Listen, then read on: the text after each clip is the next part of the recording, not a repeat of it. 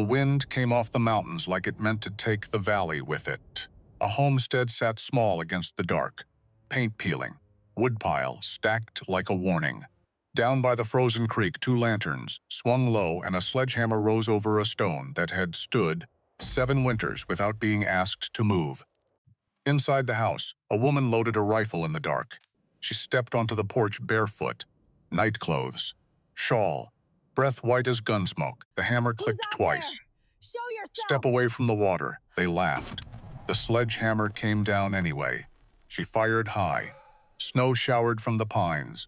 A revolver flashed toward the porch. Then the tree line tore open. Hoofbeats, 4 horses. No lanterns.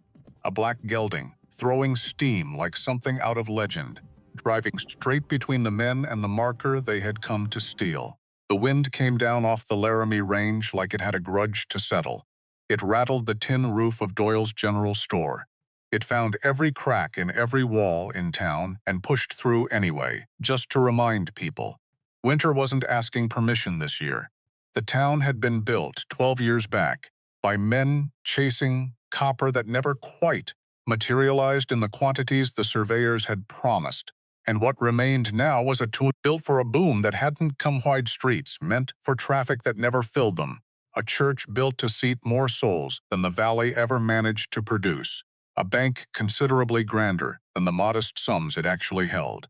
Amber Creek had learned, in the years since, to be a cattle town instead, quieter and steadier than the mining outfit it had once dreamed of becoming, and most days it wore that quieter life well enough. But the wide streets remembered the old ambition. So did the people, in their own way. A town that had once hoped to be something larger tended to hold tight to whatever small hierarchies it could still claim. And Amber Creek held tight to its hierarchies, the way a poor man holds tight to a coat 2 sizes too large, insisting, against all evidence, that it still fit. Sue Sullivan knelt by the washtub behind her cabin. Her sleeves rolled to the elbow, her knuckles raw and cracked from the lye soap. The water had gone from warm to cold an hour ago. She kept working anyway. Because the Hargroves needed their Sunday shirts by Saturday. Because Mrs. Pratt's tablecloths didn't wash themselves. Because if she stopped moving her hands, even for a minute, her mind went somewhere. She didn't let it go anymore. 4 years. 4 years since Connor. She wrung out a shirt, twisted it hard, like she was wringing something else. Something with a shape and a weight she never spoke of out loud. The mountains stood gray and patient behind her, the same as they'd stood the morning Connor didn't come back from the North Field, the same as they'd stand tomorrow. Mountains didn't care whose husband they buried under snow. She hung the shirt on the line, reached for the next one, stopped. This was the part of the work nobody saw, not the finished shirts, folded and delivered with a ribbon of brown paper around them, not the coins counted out into her palm at the end of the month. Just this: hands in cold water before sunrise, hands in cold water after sunset, a whole trade built, brick by brick, out of exactly the kind of labor a town like Amber Creek considered too plain to notice, and too necessary to do without. She had not always known how to run a business. In the first year after Connor died, she had nearly lost the whole of it, in ways she did not like to dwell on for long even now. It was old Mrs. Okafor, 2 farms over, who had finally shown her how to keep a proper ledger, how to charge enough to survive, and not so much that people stopped coming. Mrs. Okafor had moved on to Cheyenne 2 winters back to live with her son, and Suyin missed her plainly, the way a person misses anyone who taught them how to keep breathing, when breathing had stopped feeling automatic. She thought of that sometimes, wringing out someone else's linen in freezing water, that she had built this whole trade out of grief and stubbornness, and one kind neighbor's patient teaching, and that none of it, not 1 hour of it, had ever once been given to her for free. A wagon rattled up the lane while she was still pinning the last of the shirts, and she recognized the driver before she recognized the wagon. Young Petrie's father, come to collect the family's washing on his way back from the mill. He was a decent enough man, careful with his coins and careless with his manners, the kind who never quite managed to look at her directly while speaking to her, as though eye contact were a courtesy reserved for people he considered fully his equal. Mrs. Sullivan, He didn't climb down, just held out payment from the wagon seat, counted exact, not a penny more ways. Thank you, Mr. Petrie. Wife says, you do better starching than the Chilundry 2 towns over. He said it like a compliment. It landed like something else entirely, the casual way he'd said the word, as though it were simply a fact about her, rather than the whole of what he saw when he looked at her work. Can't say I understand the difference myself. Starch is starch. I imagine it is, Suyin said, because there was no version of this conversation that ended anywhere useful, and she had learned, over 4 years, exactly which battles were worth the breath they cost. He drove off without further comment, and Suyin stood a moment in the cold, with his coins warm in her palm, and reminded herself, the way she reminded herself most days, that coins spent the same regardless of the manner in which they were handed over. It was a small, practical comfort, and most days it was enough. Today, for reasons she could not entirely name, it sat a little heavier than usual. Her basket of thread was nearly empty. She needed gray. She needed black. She needed, if she was honest with herself, more courage than thread, because going into Doyle's meant walking past the counter, where Constance Graves liked to hold court, like she owned the whole territory, which she didn't. Her husband owned the bank. That wasn't the same thing, though nobody in Amber Creek seemed to know the difference anymore. Suyin wiped her hands on her apron, looked down at her dress. The hem had gone soft gray where it used to be black, worn thin at the seams, from 4 winters of washing other people's linens. In it because her good dress had been sold 2 winters back, sold for flour and salt pork and a coffin nobody talked about. She could wear it anyway. She had to, there wasn't another one. So she pulled her shawl tight, set her jaw, and walked into town. The road into Amber Creek ran along the ridge before it dropped down toward the wide, flat street where the town proper sat foxed, clustered against the cold, like animals huddled for warmth. From up there she could see the whole of it. The bank's red brick standing apart from everything else, deliberately grander than it needed to be. The white steeple of the church that had, 4 years ago, produced a preacher willing to say the words over her, and Connor after 2 others had refused. The low tin roofs of the stores strung along Main Street like a row of crooked teeth. She knew every building. She belonged to none of them, not really, not in the way that mattered, and she had stopped expecting that to change somewhere around the 2nd winter of her widowhood. It was enough, most days, to be tolerated. Tolerance kept the thread flowing. Flower coming. And nobody's rock through her window.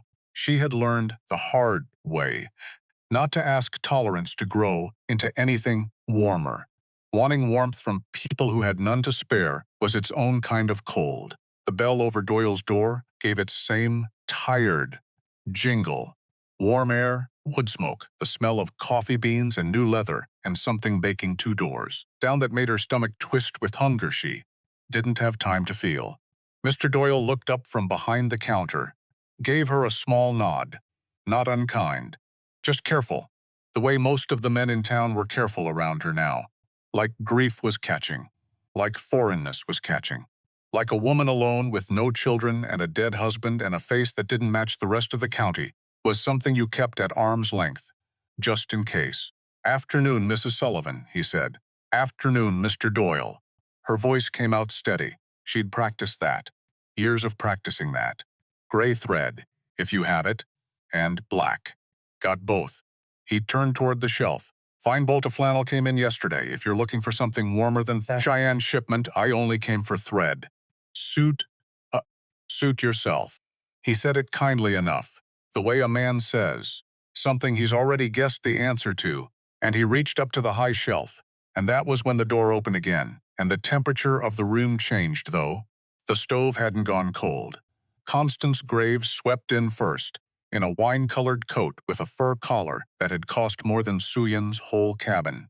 Behind her came Dorothea Pratt, pinched and eager, the kind of woman who laughed at other people's jokes before she understood them, just to be included.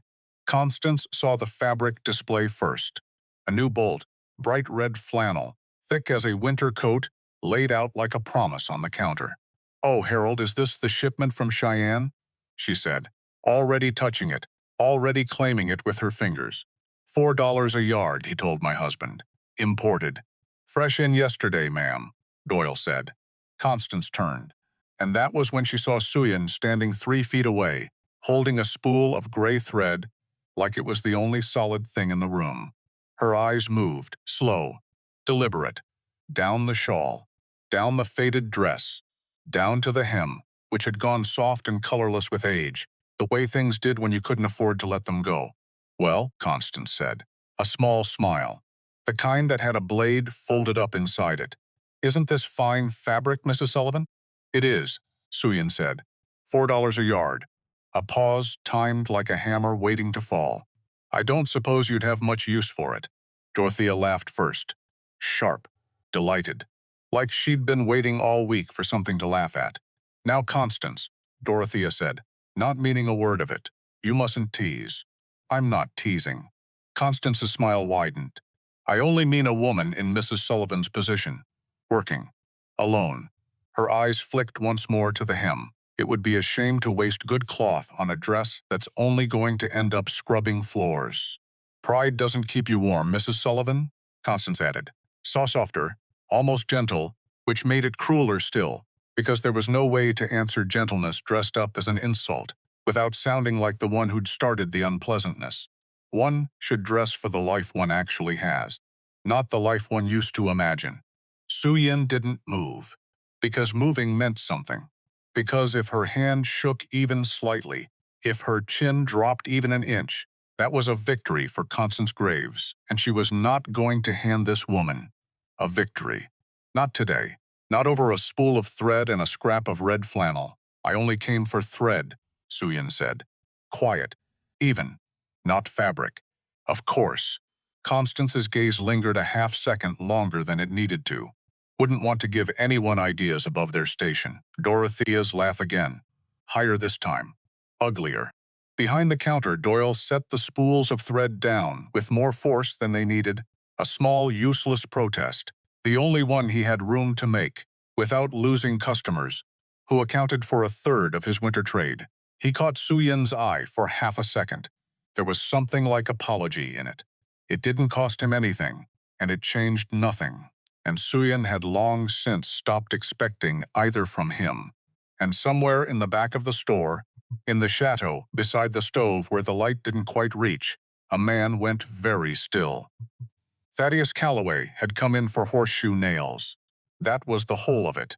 Nails, and maybe a word with Doyle about the winter feed order, because Ironbrook Ranch ran better than 3,000 head of prime stock across 4 sections of grazing land, and 3,000 head of prime stock did not feed themselves through a Wyoming winter. He'd tied his horse outside, walked in with snow still melting off his hat brim, and he'd stopped just inside the door when he heard the tone in Constance Graves's voice, because he knew that tone. He'd heard men use it on other men across a poker table right before they cheated them. He'd never much cared for it then either. He stood in the shadow by the stove, and he watched. He watched the widow's spine go straight as a rifle barrel, while 2 well-fed women in fur collars picked her apart over the price of a dress she wasn't even asking to buy. He watched her hands. Steady, even though her knuckles had gone white around that spool of thread. Something in Thaddeus's chest went hard and cold, the way it used to go hard and cold right before a cavalry charge. Not rage exactly. Something colder than rage. Something that made decisions before his mouth had caught up. He'd heard that voice before too. Cruelty dressed up in silken manners. He'd buried men who died screaming under worse. And here it was again, 20 years later, dressed up in a fur collar in a dry goods store, aimed at a woman who hadn't done a single thing except exist in a body some people had decided didn't belong here. He thought, briefly and without meaning to, of his own mother dead 11 years now, a plain, sharp-tongued woman who had raised him with exactly one unbending rule, repeated so often it had worn a groove into him, deeper than most of what the war had left behind. You do not stand by and watch a person be made small, Thaddeus. Not for sport. Not for manners. Not because it's easier than saying something. He had broken that rule plenty of times in his life, in the careless way most men did, telling himself the moment hadn't called for it, that it wasn't his business, that the world had cruelties bigger than the one directly in front of him, and a man couldn't answer for all of them. This one he found he could answer, for he didn't say a word. He walked to the counter instead. "Doyle," he said. "That bolt of red flannel." Doyle blinked. "Yes, sir. How much you got left on it?" "Whole bolt, Mr. Calloway. 40 yards, give or take." "I'll take it. All of it." The room went quiet in a way that had weight to it. Constance Graves turned, her mouth already opening to protest, because she'd had her hand halfway to that fabric a minute ago, and some part of her still thought that made it hers. "Mr. Calloway," she said, a bright, brittle laugh trying to cover the surprise. "I was just about to purchase 5 yards myself. For my niece's coat." Thaddeus looked at her. Flat, unhurried, the kind of look that didn't need volume to carry weight. "You were," he said, "but you were busy laughing instead of buying." Her face went the color of the fabric. He set a roll of bills on the counter. Didn't count it out loud. Didn't need to. "Wrap the whole bolt, Doyle. Load it in my wagon." And then, because he was not a man who explained himself to people who hadn't earned an explanation, he turned and walked out of the store into the cold, leaving Constance Graves standing beside an empty display table, with her hand still half raised toward fabric that wasn't hers anymore. Doyle stood behind his counter a long moment after the door swung shut, turning the whole strange scene over in his mind. He had run this store 11 years.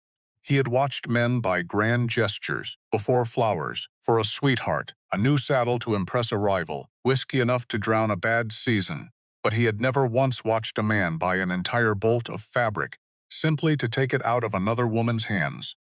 And he found himself, against his own better judgment, rather looking forward to whatever came of it. He had a feeling, standing there in the sudden quiet of his own store, that Amber Creek was about to become a considerably more interesting town than it had been that morning, and he was not, on reflection, sorry about it in the least. Suyin stood frozen by the thread shelf. She hadn't asked for that, hadn't wanted it, didn't understand it, not yet, not in the 2 seconds it took to happen. A stranger, a rancher she'd maybe nodded to twice on the road in 4 years. And now the whole store was staring at her like she'd orchestrated the whole thing, like she'd somehow arranged for a millionaire to walk in and humiliate the banker's wife on her behalf. She hadn't. She wanted to say that out loud.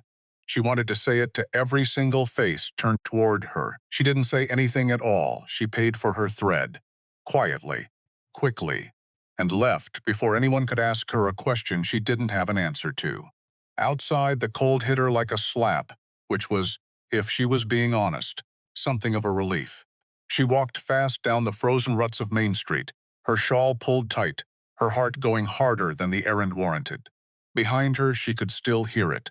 Not words.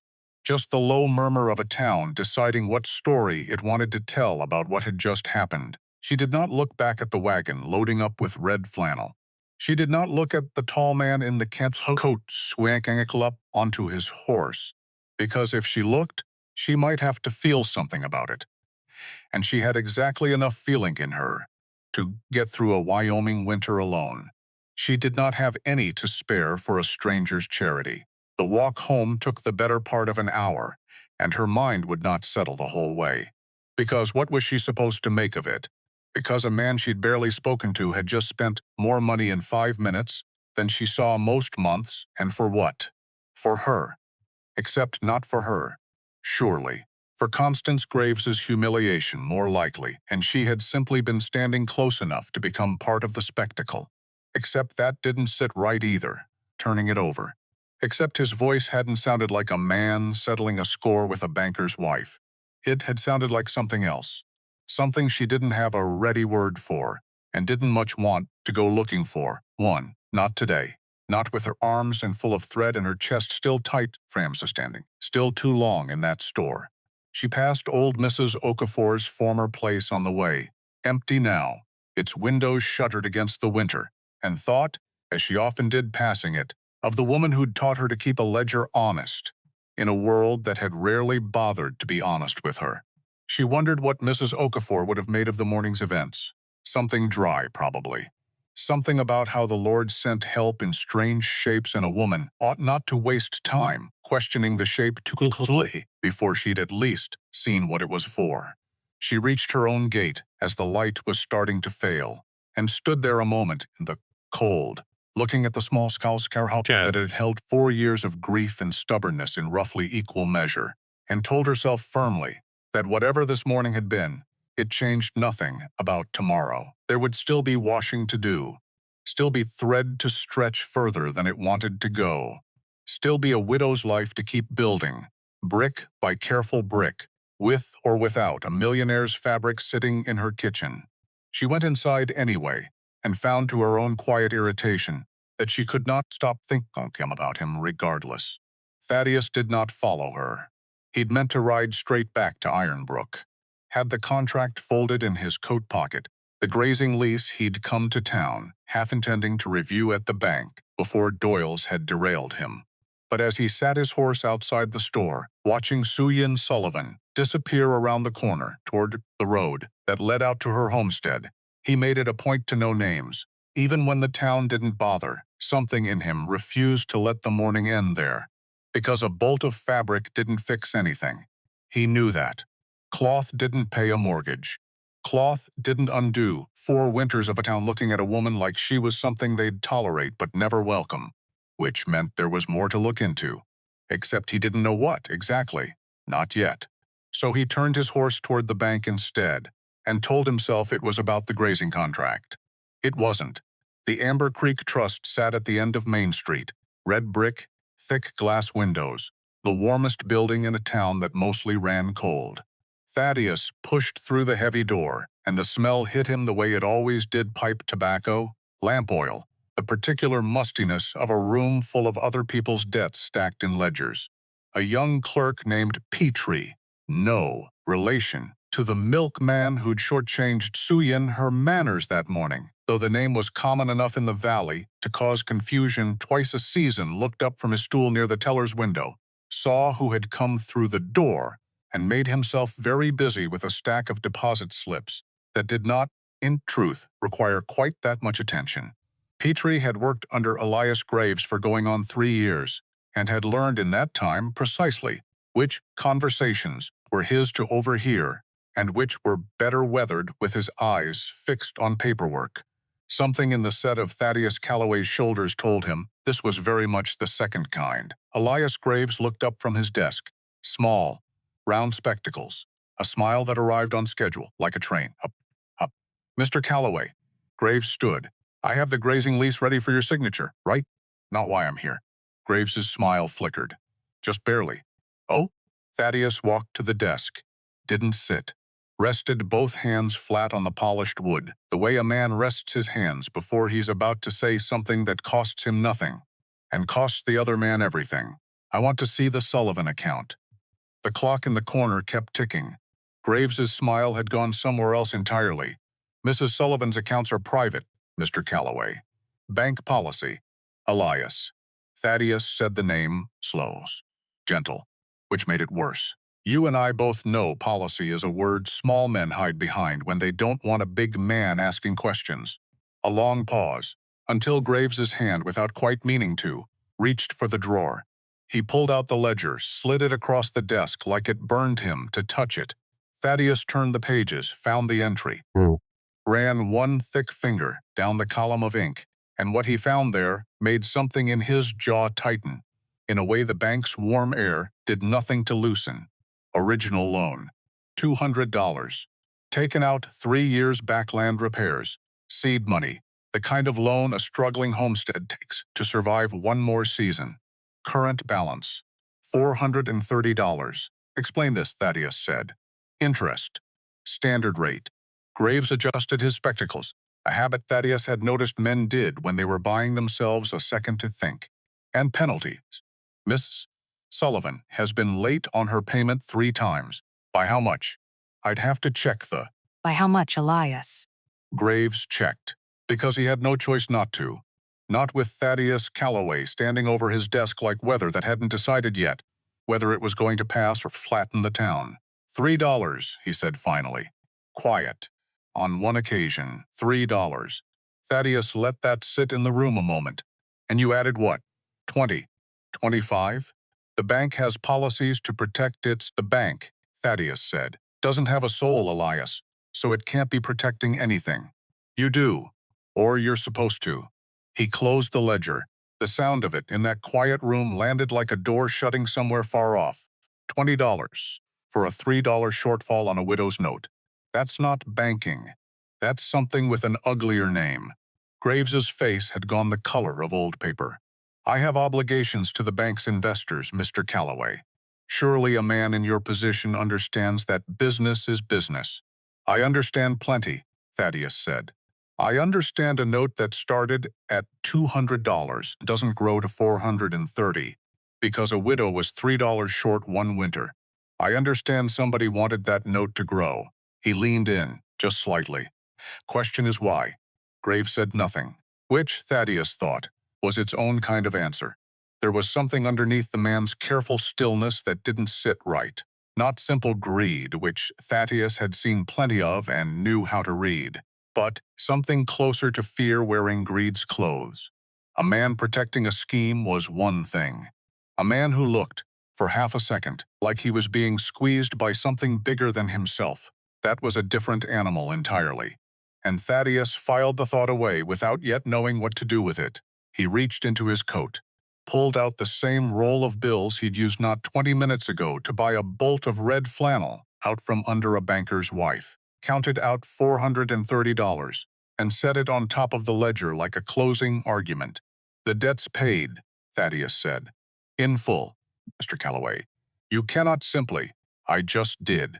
He straightened, buttoned his coat against the cold he was about to walk back into. Write the receipt, Elias. The banker's hand shook, just slightly, as he wrote it out, stamped it, slid it across the desk like it was something distasteful to touch. Thaddeus folded the paper, put it in his breast pocket, next to his own heartbeat, though he'd never have said it that way out loud to anyone. At the door, he stopped. Didn't turn all the way around. One more thing, he said. If I ever hear you've added a false penalty to a working family's account again hers or anyone else's, I'll pull every dollar Ironbrook has out of this vault, and I'll ride to every ranch in this valley personally and tell them why. He left before Graves could find his voice to answer. Elias Graves sat alone at his desk a long while after the door swung shut, staring at the space where the ledger had lain, and found his hands were not entirely steady when he finally reached to put it away. $430 paid clean off in a matter of minutes was by any ordinary measure an inconvenience and nothing more. The note had been a minor asset among many, and its loss changed little about the bank's larger position. What troubled him was not the money. What troubled him was the particular, unhurried certainty in Calloway's voice, the sense of a man who had not simply paid off a stranger's debt on a whim, but had begun deliberately to look.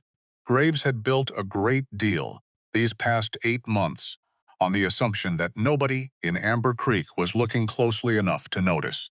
He sat at his desk a long while, turning that assumption over, and did not much care for how it had begun, that very afternoon, to feel considerably less certain than it had that morning. 2 miles outside of town, the road narrowed and climbed toward a stand of dark pines, and beyond them, the Sullivan homestead sat small and square against the gray afternoon, paint chipped from the siding, porch sagging on one side, but the woodpile was stacked straight as a soldier's rifle rack, and the path to the door had been swept clean of snow that very morning. Suyin didn't build things pretty. She built them to last. Thaddeus noticed that, the way he noticed most things about a piece of land before he noticed the people on it. Force of habit, 40 years in the making. Except this time the habit didn't hold. This time he noticed the woman first. She was standing at her clothesline when the wagon creaked into the yard, a wet shirt frozen half stiff in her hands, and when she turned and saw who was driving it, her whole body went rigid the way it had in the store. Guarded, braced. A woman who had learned that visitors rarely came bearing anything but bad news or worse pity, Mr. Calloway. Not a question. Barely a greeting. He climbed down, pulled his hat off despite the cold, an old habit from a mother who'd raised him to do that in front of any lady, rich or poor, silk-collared or threadbare. Mrs. Sullivan. He reached into the wagon bed, lifted the heavy bolt of red flannel like it weighed nothing, though 40 yards of good wool flannel weighed plenty. I apologize for the intrusion. If you've come to offer charity, she said, and her voice had an edge on it now, sharpened by 4 years of practice, you can turn your wagon around, Mr. Calloway. I manage my own affairs. I'm not a man who gives charity. He set the bolt down on the porch rail, careful, like it mattered where he put it. I'm a man who makes investments. Her eyes narrowed. Investments. I heard what was said to you in the store. He watched her flinch, just barely, and pushed forward anyway, because some things needed saying, whether or not they were comfortable to hear. I bought that fabric because I wasn't going to stand there and watch Constance Graves get to feel clever about it. But I've got no use for 40 yards of red flannel. My hands don't want it. And I'm told red doesn't suit a man who spends his life covered in cattle dust anyway. That earned him something, not quite a smile. The ghost of one, maybe gone as fast as it came. Besides, he added before she could answer, I hear you're the finest seamstress this side of the territory line. I'd like to hire you. Fair wages. Winter shirts for my hands and more work after that if the first batch holds up. Your hands, Suyin repeated. How many men do you employ, Mr. Calloway? Enough to keep the count embarrassing if I said it out loud in front of a widow doing her own washing, he said, and something in the dry, careful way he said it made her look at him a second longer than she meant to. 40, give or take, this season. Suyin stared at him, at the fabric, at the folded paper he was now pulling from his coat, held out to her like it was nothing at all, though they both knew it wasn't. What is that? Receipt, he said. Your note? At the bank, paid in full. Her hand didn't move to take it. Mr. Calloway. Her voice had gone very quiet, very careful. That is $400. 430, he said. Consider it an advance against the sewing. She stopped herself, started again, sharper. Listen to me. I did not ask for this. I did not ask for any of it. A woman in my position learns quickly what it costs to accept things she can't repay, and I will not. Elias Graves, Thaddeus cut in, and something in his tone made her stop cold, was adding false penalties to your account, on purpose, to force you into default. Suyin went very still. Why, she said. Just that. One word, and everything underneath it. That, Thaddeus had said, is what I intend to find out. But I'd bet good money it has something to do with your creek. She looked past him then, out toward the tree line, toward the frozen ribbon of water that cut along the eastern edge of her land. The same water Connor had walked her along on their first spring. Here, the same water that had never once, in 4 years, felt like it belonged to anyone but her. Have you had visitors? Thaddeus asked. Men with surveying tools. Strangers who didn't stay long once you noticed them. Her jaw tightened. Last week, 2 men, near the ridge line. I walked out with my husband's rifle and they rode off before I got close enough to see their faces.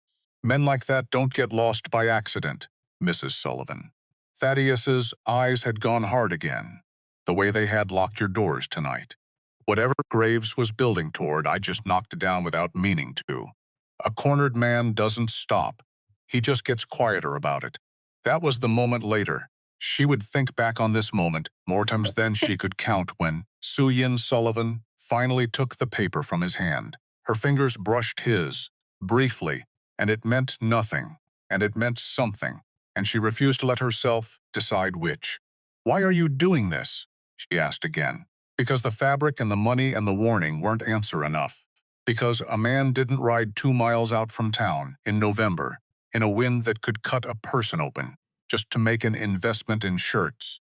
Thaddeus looked at her for a long moment, long enough that she almost took the question back. Because a town that laughs at a woman for the crime of surviving, he said finally, is a town that's forgotten what it owes to the people who hold it up. He set his hat back on his head. That's all. Nothing more complicated than that. It was a lie, though neither of them knew it yet. Not fully, because there was more underneath it. There had been, From the very first second he'd heard that laughter in Doyle's store and felt something old and buried come awake in his chest, something that had nothing to do with fabric and everything to do with fabric, with a name he hadn't let himself think about in almost 20 years. He climbed back onto the wagon. "I'll expect the first shirts by month's end," he said. All business again, the way a man retreats into work when he said more than he meant to. "Good day, Mrs. Sullivan." He turned the wagon, rode off down the frozen road, and Suyin stood on her porch holding a paid debt in one hand and 40 yards of red flannel stacked at her feet, and she did not understand, not yet, why her chest felt so tight, or why she watched him until the wagon disappeared past the pines instead of going straight back inside where it was warm. Thaddeus did not go straight back to Ironbrook either. He let the horses set their own pace, slow, unhurried, because his mind was doing something it hadn't done in longer than he cared to count, and he needed the cold air and the empty road to sort through it without an audience. Because that was not how he'd meant the afternoon to go. He had meant to buy nails and a word about feed. Instead, he'd bought 40 yards of fabric and paid off a stranger's debt and stood on her porch, making promises about winter shirts, and none of it, not one part of it, had gone the way a sensible man's Tuesday was supposed to go. Except Sensible had left the room somewhere around the moment Constance Graves opened her mouth in that store. He knew that much. What he didn't know, couldn't quite pin down, turning it over and over as the wagon creaked along the frozen ruts, was why it had been this particular woman, this particular morning, that had finally cracked something loose in him that 4 years of watching similar cruelties pass unanswered in this town had never managed to touch. Because he had heard worse said to better people and done nothing. Because he had stood in rooms plenty of times where somebody smaller than him got made to feel smaller still, and he had told himself every single time that it wasn't his fight, that a man couldn't answer for every unkindness in a hard territory, that there simply wasn't enough of him to go around. Which was true, which had always been true, and which had apparently stopped mattering the instant he saw her hands go white around that spool of thread. He did not have an answer for that by the time Ironbrook's gate came into view, lantern light already glowing warm in the bunkhouse windows against the coming dark. He decided, turning his horse in through the gate, that he did not need one yet. Some things a man simply had to let sit a while before they made any sense at all, the way greenwood needed seasoning before it would burn clean. Back at the homestead, Suyin carried the fabric in piece by piece, laid it across the kitchen table, where the lamplight caught the red and turned it the color of embers. It was, she thought, the most beautiful thing she had touched since before Connor died. She sat down, ran her palm over the wool, and because the house was quiet, and because quiet houses had a way of pulling the past up out of the floorboards, whether you invited it or not, she let herself remember. Connor Sullivan had come west in 1876, 7 years back, a lanky Union veteran with a limp in his left leg from a ball he'd taken at a river crossing nobody outside a history book would ever care to name. He'd been hired on to help survey grazing routes for a cattle outfit that folded within the year. And by the time it folded, he'd already met a young woman named Suyin at the laundry where he'd taken his shirts, and something in the careful and exact way she'd folded his collars had undone him completely. He used to say that, undone completely. He'd say it and laugh, and she'd tell him that was a foolish thing to fall in love over, a man's collars, and he'd say, well, it wasn't the collars exactly. It was the hands that did the folding, and the mind behind the hands, careful and quick, and not the least bit interested in his money, because he hadn't had any. Suyin had come to America as a girl of 6, on a ship out of Guangdong province that had taken 11 weeks to reach San Francisco, holding her mother's hand the whole way, because her mother had told her that letting go, even for a moment, in a crowd that large, on a deck that crowded, was how children simply vanished and were never found again.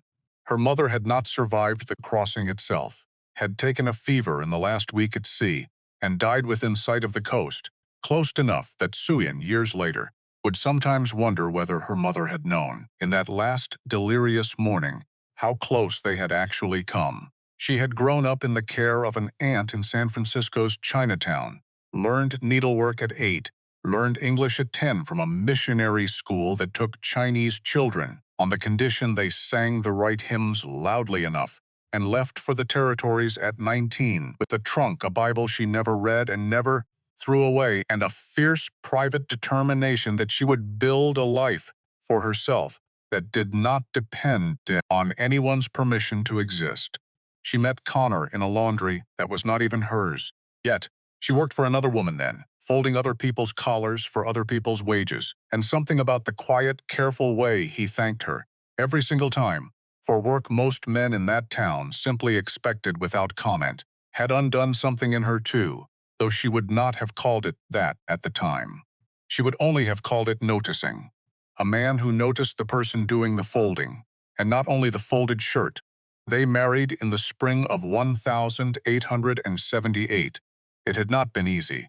It had, in fact, been the hardest thing either of them ever did. Harder than the war had been for him. Harder than the crossing had been for her, in its own smaller, slower, more grinding way. The first preacher they approached, a stern man with a church full of Cheyennes, better families, had listened to Connor's request, with his hands folded and his face perfectly still, and had said, when Connor finished, that he did not believe the Lord intended the mixing of peoples in that particular fashion, and that he hoped Connor would reconsider before he did something he could not undo. Connor had thanked him for his time, with a courtesy that cost him a great deal to summon, and walked out, and did not raise his voice until they were 3 blocks away, where he stood in the street and said several things about that particular preacher that Sion, even now, remembered with a kind of grim fondness. The second preacher had not bothered with scripture at all. He had simply looked at the two of them standing in his doorway, taken in Suyen's face, and closed the door without a single word, as though the matter required no explanation whatsoever, as though refusal were simply the natural order of things reasserting itself. It was the third, an elderly circuit preacher named Ambrose, who served 4 struggling congregations across 2 counties and had buried more homesteaders than he'd ever managed to marry, who finally said yes, not warmly, not as though he considered it any great act of conviction, but plainly, the way a man agrees to a piece of work he sees no good reason to refuse. I've married worse matches for better reasons, he told them, and refused better matches for worse ones. Seems to me the Lord's business is between the two of you and him, and none of mine to complicate further. They were married in his small clapboard church on a windy April afternoon, with exactly 6 witnesses in the pews missus. Okafor, 2 of Connor's old army acquaintances, who'd ridden 2 days to stand up for him, and 3 of Sion's fellow laundresses who had closed their own shop for the afternoon, rather than miss it. It was not the wedding either of them might have imagined as children, in whatever version of a future each had once pictured for themselves. It was. Suyin would think many times over the years that followed, considerably better than that, because every single person in those pews had chosen, deliberately, to be there, and there was a particular kind of vow in that too, one that cost something real to make. The prejudice they faced in those years did not need a single law to give it teeth. It had never once needed permission from Congress to look at Suyin the way half the territory already looked at her, long before any statute existed to put that look into writing. It was 4 years later, in the spring of 1882, that Congress finally did put it into writing. The Chinese Exclusion Act, the newspapers called it, a law that barred new Chinese laborers from entering the country at all and closed the door to naturalized citizenship for those already here.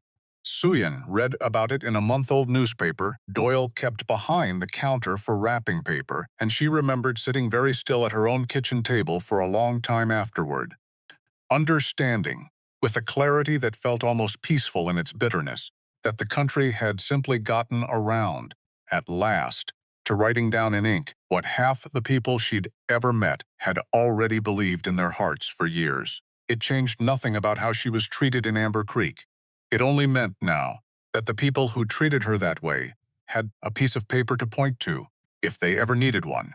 Connor never once let her believe any of it. Old prejudice or new law said anything true about her. He'd held her hand walking down Main Street on purpose, slow, unhurried, daring anyone to say something to his face. He never let a comment pass unanswered. He built her a life on 80 acres of hard Wyoming dirt, because it was land nobody else wanted yet. Land close enough to a creek that ran clean and cold year-round. And he used to say that creek was the best thing he ever found in this territory, better than gold, because gold ran out, and water never did. They tried, in those years, for children. It never happened. There had been a spring, once, when Suyin had let herself hope, had let herself imagine a small room off the kitchen with a cradle in it. And then there hadn't been, and there never was again, and it was a grief the two of them carried quietly, together, the way they carried everything, without ever once making the other one feel like the failure belonged to them, alone. "We've got each other," Connor used to say, on the nights it hurt the worst. "That's not nothing, Suyin. That's not nothing at all." And it wasn't. He had filed the homestead claim himself, alone, the spring before they married, walking the 80 acres on his bad leg with a surveyor's chain and a stubbornness that outlasted the limp entirely. By the time Suyin joined him as his wife, the house was framed and the well was dug, and she had spent that first summer learning, alongside him, exactly how much labor it took to turn raw prairie into something that could feed two people through a Wyoming winter. It ended on an ordinary morning, in what should have been their second winter on the land together, in the cold, dead-gray days, just before Christmas of 1879, when a felled cottonwood, half-cut and unstable, in a wind that never should have let him work that day, came down wrong on the north field. By the time Suyin found him, the sun was already low, and there was nothing left to do but sit beside on snow until the neighbors came. The town buried him with more kindness than they'd ever shown him living. That was the thing about Amber Creek Suyin had come to understand. It could be kind to a dead man. It found kindness much harder to spare for the living woman he left behind. The first winter alone had very nearly broken her. She remembered it now, with a clarity that still, 4 years later, made her chest go tightened, sitting up past midnight at this same kitchen table, with a single candle burned down to almost nothing, trying to make sense of numbers that refused to balance, no matter how many times she added them. While outside the wind found every gap in the walls Connor had never quite finished sealing before the cold came early that year. She remembered 2 separate nights when she had gone to bed with nothing in her stomach but water, because pride would not let her walk into Doyle's and ask for credit, and hunger, she had discovered, was a considerably quieter enemy than grief, easier to simply endure without comment. It was Mrs. Okafor who had finally noticed, walking 2 farms over one gray February afternoon, with a basket of eggs she claimed, unconvincingly, to have too many of, and who had sat down at this very table and looked hard at Suyin's face and said, without any softness in it at all, that a woman could grieve or she could eat, but trying to do neither properly at once was going to put her in the ground beside her husband before the spring thaw. "You'll learn the numbers, Mrs. Okafor had told her, pulling out a scrap of paper and beginning patiently to show her. "Everybody thinks it's some kind of gift, keeping a ledger honest. It isn't. Large hands with calloused palms. It's arithmetic and stubbornness, same as everything else worth doing. And you've got plenty of both, or you wouldn't still be sitting here 4 months after they buried him instead of selling this place and running back to wherever's warmer. There isn't anywhere warmer," Suyin had said. "Not anywhere that would have me." "Then I expect you'd best learn the numbers," Mrs. Okafor had said. And that had been the whole of the conversation, and it had also, in its plain, unsentimental way, saved her life. She looked down at the red flannel now, glowing soft under the lamp, and thought of Connor's hand in hers on Main Street, daring the whole town to say something. She thought about Thaddeus Calloway's flat, unhurried voice in the store. "You were busy laughing instead of buying." Different men, different kind of daring, but something in it rhymed, and she didn't know what to do with that, so she picked up her scissors instead, because her hands always knew what to do even when the rest of her didn't. She began to cut. It was well past midnight when she finished the first piece. Not a shirt for Ironbrook's ranch hands, not yet, but a dress. Her own. She told herself it was practical, that she needed to test the fabric's weight and drape before she cut 40 men's shirts in from it. And that was true, and it was also not the whole truth. Because some part of her, small and stubborn, and not yet ready to be looked at directly, wanted to stand in Amber Creek in a dress, the color of fire, and let the whole town see that she had not been erased. She held it up by the shoulders when it was done. The collar sat high and neat. The velvet she'd lined the cuffs with scraps, saved from a better year, caught the lamplight like dark water. It was, without question, the finest thing she had made in 4 years. She hung it carefully, walked to the window instead of to bed. The moon sat low and cold over the pasture. Everything still, everything quiet, in the particular way a Wyoming night got quiet, before something moved through it. Thaddeus's warning sat heavy in her chest. Lock your doors.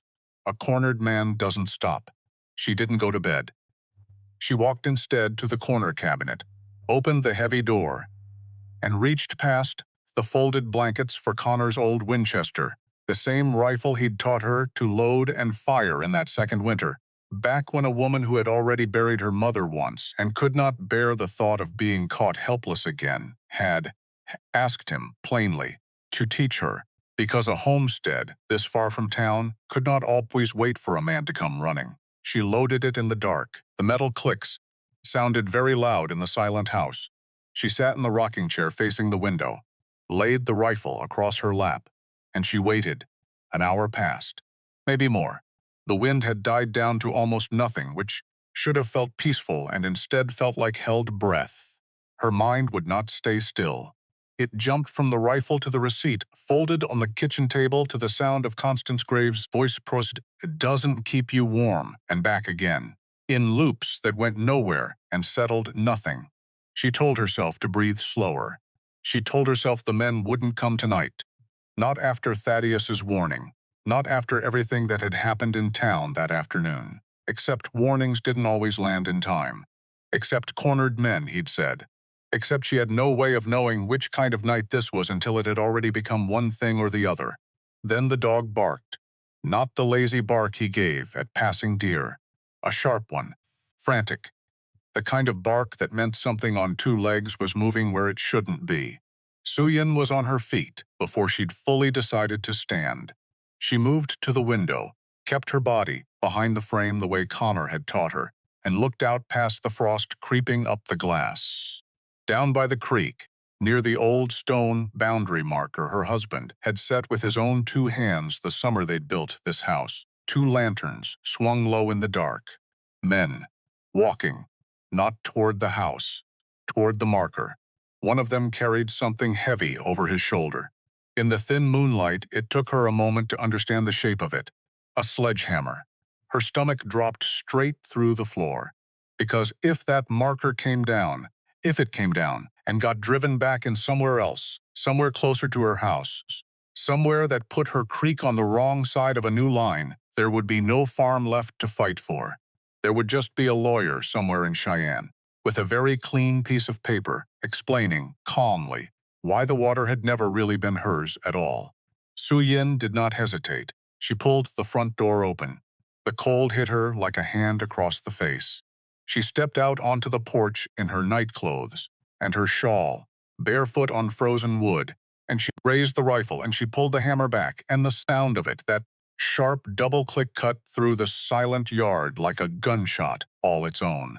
"Step away from the water," Suyin shouted. Her voice did not shake.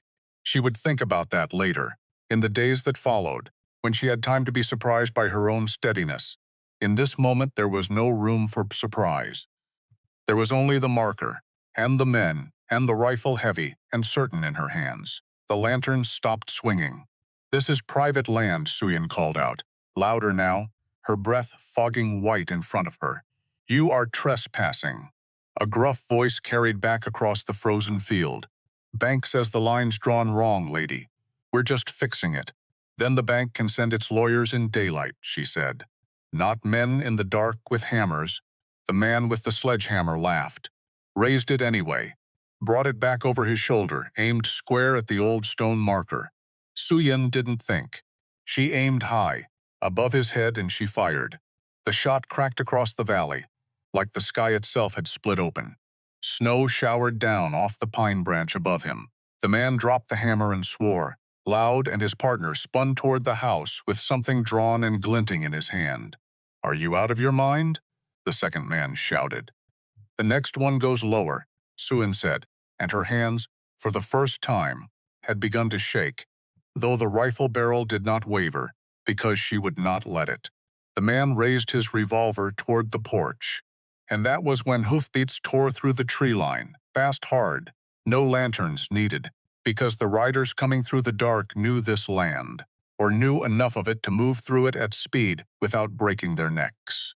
4 horses burst from the shadow of the pines.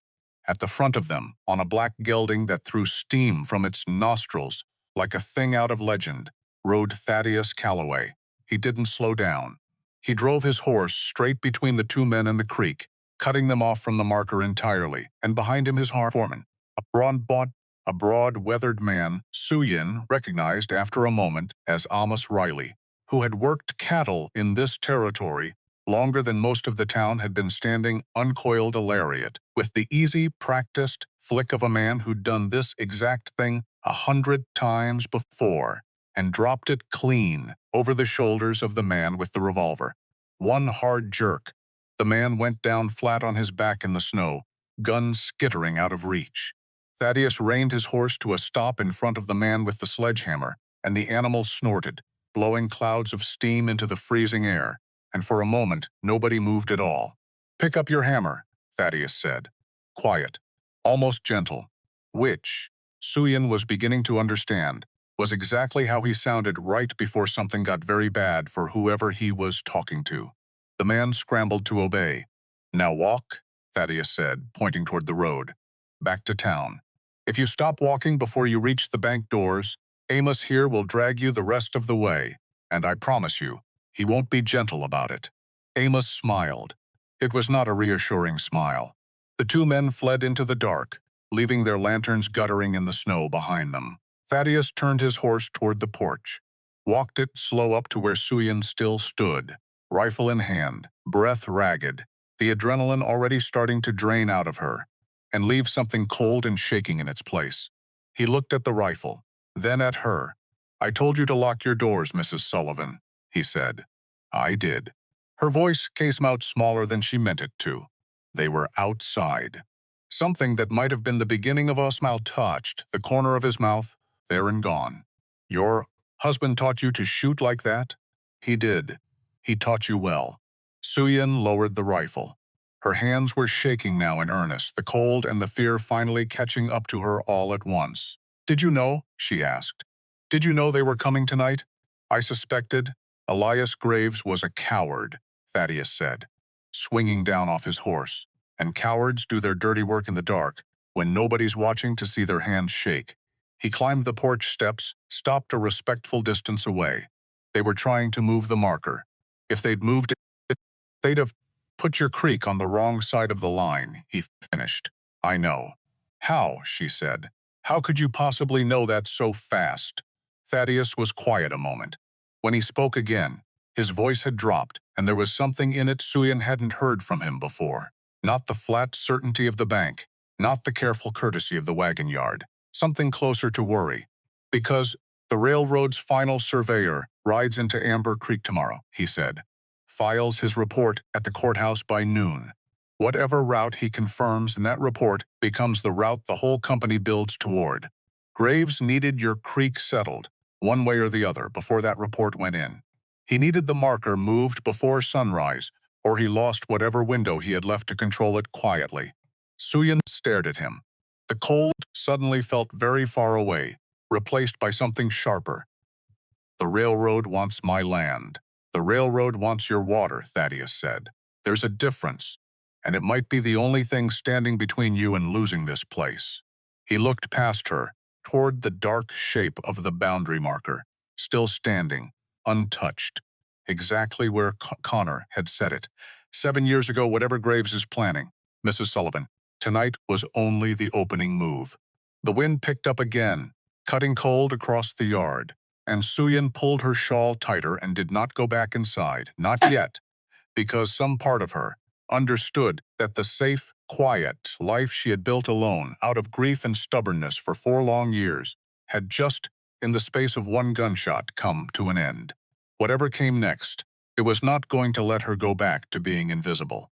She looked at Thaddeus Calloway standing on her porch in the moonlight, hat in hand out of habit, even now, and she thought of Connor's voice from years ago, steady and sure. We've got each other. That's not nothing. She did not have that anymore. She had not had it in 4 years. But standing there in the cold, rifle still warm in her hands, she thought, for the first time since the day they buried her husband, that perhaps she was not entirely alone in this fight after all. "Come inside," she said finally. "It's too cold to stand here deciding what happens next." Thaddeus looked at her for a long moment. Something passed behind his eyes, old, careful, guarded in a way that mirrored her own. "Yes, ma'am," he said. "I believe it is." And together they went in out of the dark. The fire caught slow. Suyin knelt in front of it, feeding it kindling with hands that still hadn't stopped shaking. And Thaddeus stood near the door for a long moment, before he understood he wasn't being asked to leave. So he stayed. He set his hat on the peg by the door, an old habit, automatic, the kind of thing a man does in a house that isn't his, because his mother raised him better than to forget it. He didn't sit, not at first. He just stood there, big and quiet in the small room, while the widow of a man he'd loved, without ever knowing her name, got the fire built up enough to push the cold back to the corners. "Coffee," she said. Not a question. A decision the way she seemed to make most of them. Fast, final, no room left over for anyone to argue. "You don't have to." "I know I don't." She was already reaching for the pot. "I want to." He sat then, because arguing with that particular tone of voice had, in the space of one strange night, already taught him something about the woman across the room. She did not offer things twice. The coffee, when it came, was strong enough to strip paint, and he was grateful for it, and he told her so, and something in her face eased for just a moment. Not a smile exactly. The absence of the guard she'd been carrying since he first walked into her yard. "You could have been killed tonight," he said. Not scolding. Just true. "I could have lost my creek tonight," she said, "which was already going to kill me. Just slower." He didn't have an answer for that, so he didn't try to make one up. They sat a while in the firelight, not talking, and it should have been awkward. A rancher and a widow, strangers by any honest measure, sharing a kitchen table at 2 in the morning with a rifle still leaning against the wall between them. Except it wasn't awkward at all. It was something else. Something neither of them had a name for yet, and wouldn't, not for a while longer. "You didn't have to ride out here tonight," Suyin said finally, watching the fire instead of him. "You'd already done more than enough this afternoon." "I'd already done nothing that mattered," Thaddeus said. "Buying fabric and paying off a note doesn't stop a man like Graves. It only tells him he's been noticed. Men like that get careless when they're noticed. Careless men get dangerous before they get honest. You knew that. This morning. Before any of it happened. I suspected it," he said. "I've spent enough years across a table from men like Elias Graves to know the shape of one when I see it. Doesn't mean I enjoyed being right." Suyin studied him over the rim of her cup. "What kind of man rides 2 miles out in the dark on nothing but a suspicion, Mr. Calloway?" "The kind who's watched what happens when somebody doesn't," he said, and something moved behind his eyes, brief and old, gone before she could ask him to explain it. "I lost a sister once. Not to anything as dramatic as tonight. Just to a winter nobody thought to worry about, until it was already too late to worry usefully. I was 14. I told myself after that I'd never again stand around waiting to see if a bad feeling turned out to be nothing." It was the first personal thing he had told her, and she understood, from the careful, flat way he said it, that it had cost him something small to say it out loud. She did not press for more. She only nodded, and let the fire fill the silence that followed, and something in the room settled a degree warmer than the flames alone could account for. He left before first light, told her Amos would ride the fence line, come sunup and keep riding it until this business with Graves was settled one way or another. Told her to bar the door behind him and not open it for anyone she didn't know by voice. And if I don't know the voice, Suyin said, standing in the doorway with her shawl pulled tight. What then? Then you already know what to do. He nodded at the rifle in her hands, which she hadn't set down since the shooting, not once. You proved that plenty tonight. She almost smiled at that. Almost, Mr. Calloway. He turned back at the bottom of the porch steps. Thank you, she said. 2 words. It cost her something to say them. He could see that plainly, and he understood, without her having to explain it, that gratitude was not a language she'd had much practice speaking these last 4 years. Nobody had given her cause to. Wasn't charity, he said again. The same line from the day before, except this time it sounded thinner, even to his own ears. I know what it wasn't, she said. I still don't know what it was. He didn't have an answer for that either. He rode home in the gray half-light with the question sitting on his chest, like a stone he couldn't put down, and somewhere in the 2 hours it took to reach Ironbrook, he stopped pretending, at least to himself, that this was only about fabric and fair wages and a dead man's stone marker. It had stopped being only that the moment he heard her voice, cut through the dark, step away from the water. He'd fought in a war. He'd heard brave men's voices crack under less pressure than that. Hers hadn't cracked at all. Amos was waiting at the corral fence when Thaddeus finally rode in, arms crossed, a particular expression on his weathered face. That meant he had already heard some version of the night's events and had opinions about them he intended to share whether or not anyone asked. Heard there was gunfire out at the Sullivan place. Amos said by way of greeting, there was. Heard you rode in like the cavalry, something like that. Heard, Amos said, drawing the word out with obvious relish, that you've called on the widow Sullivan twice now in as many days. Once with a wagon load of fabric and once with a banknote paid clean off. And I'm just an old cattleman, Thaddeus, but where I come from, a man doesn't do that kind of thing for a woman he's got no particular interest in. I've got an interest in this ranch not losing its good name over a banker's fraud, Thaddeus said, swinging down off his horse, with more force than the dismount strictly required. Uh-huh. Amos was grinning now, plainly enjoying himself. And I suppose you rode out at 2 in the morning, alone, on nothing but a suspicion, purely out of concern for Ironbrook's good name. Amos. I'm only saying, Amos said, holding up both hands in mock surrender, a man who spent 6 years, turning down every widow, every rancher's daughter, and at least one senator's niece that this territory's tried to put in front of him, doesn't suddenly start hauling fabric 2 miles out of his way for no reason at all. I've known you since you were fool enough to fall off a green colt in front of the whole outfit and too proud to admit it hurt. I know what it looks like when something's got its hook in you. Thaddeus said nothing for a long moment, unsaddling his horse with more attention than the task required. She reminds me of someone, he said finally. Quiet. Careful. I haven't worked out who yet. Something in the way she stands her ground. Amos's teasing expression softened, just slightly. He had known Thaddeus long enough to recognize the particular weight in that kind of quiet. Your sister used to stand like that, Amos said, before the fever took her. Chin up, like she was daring the whole world to try her. Thaddeus didn't answer. He didn't need to.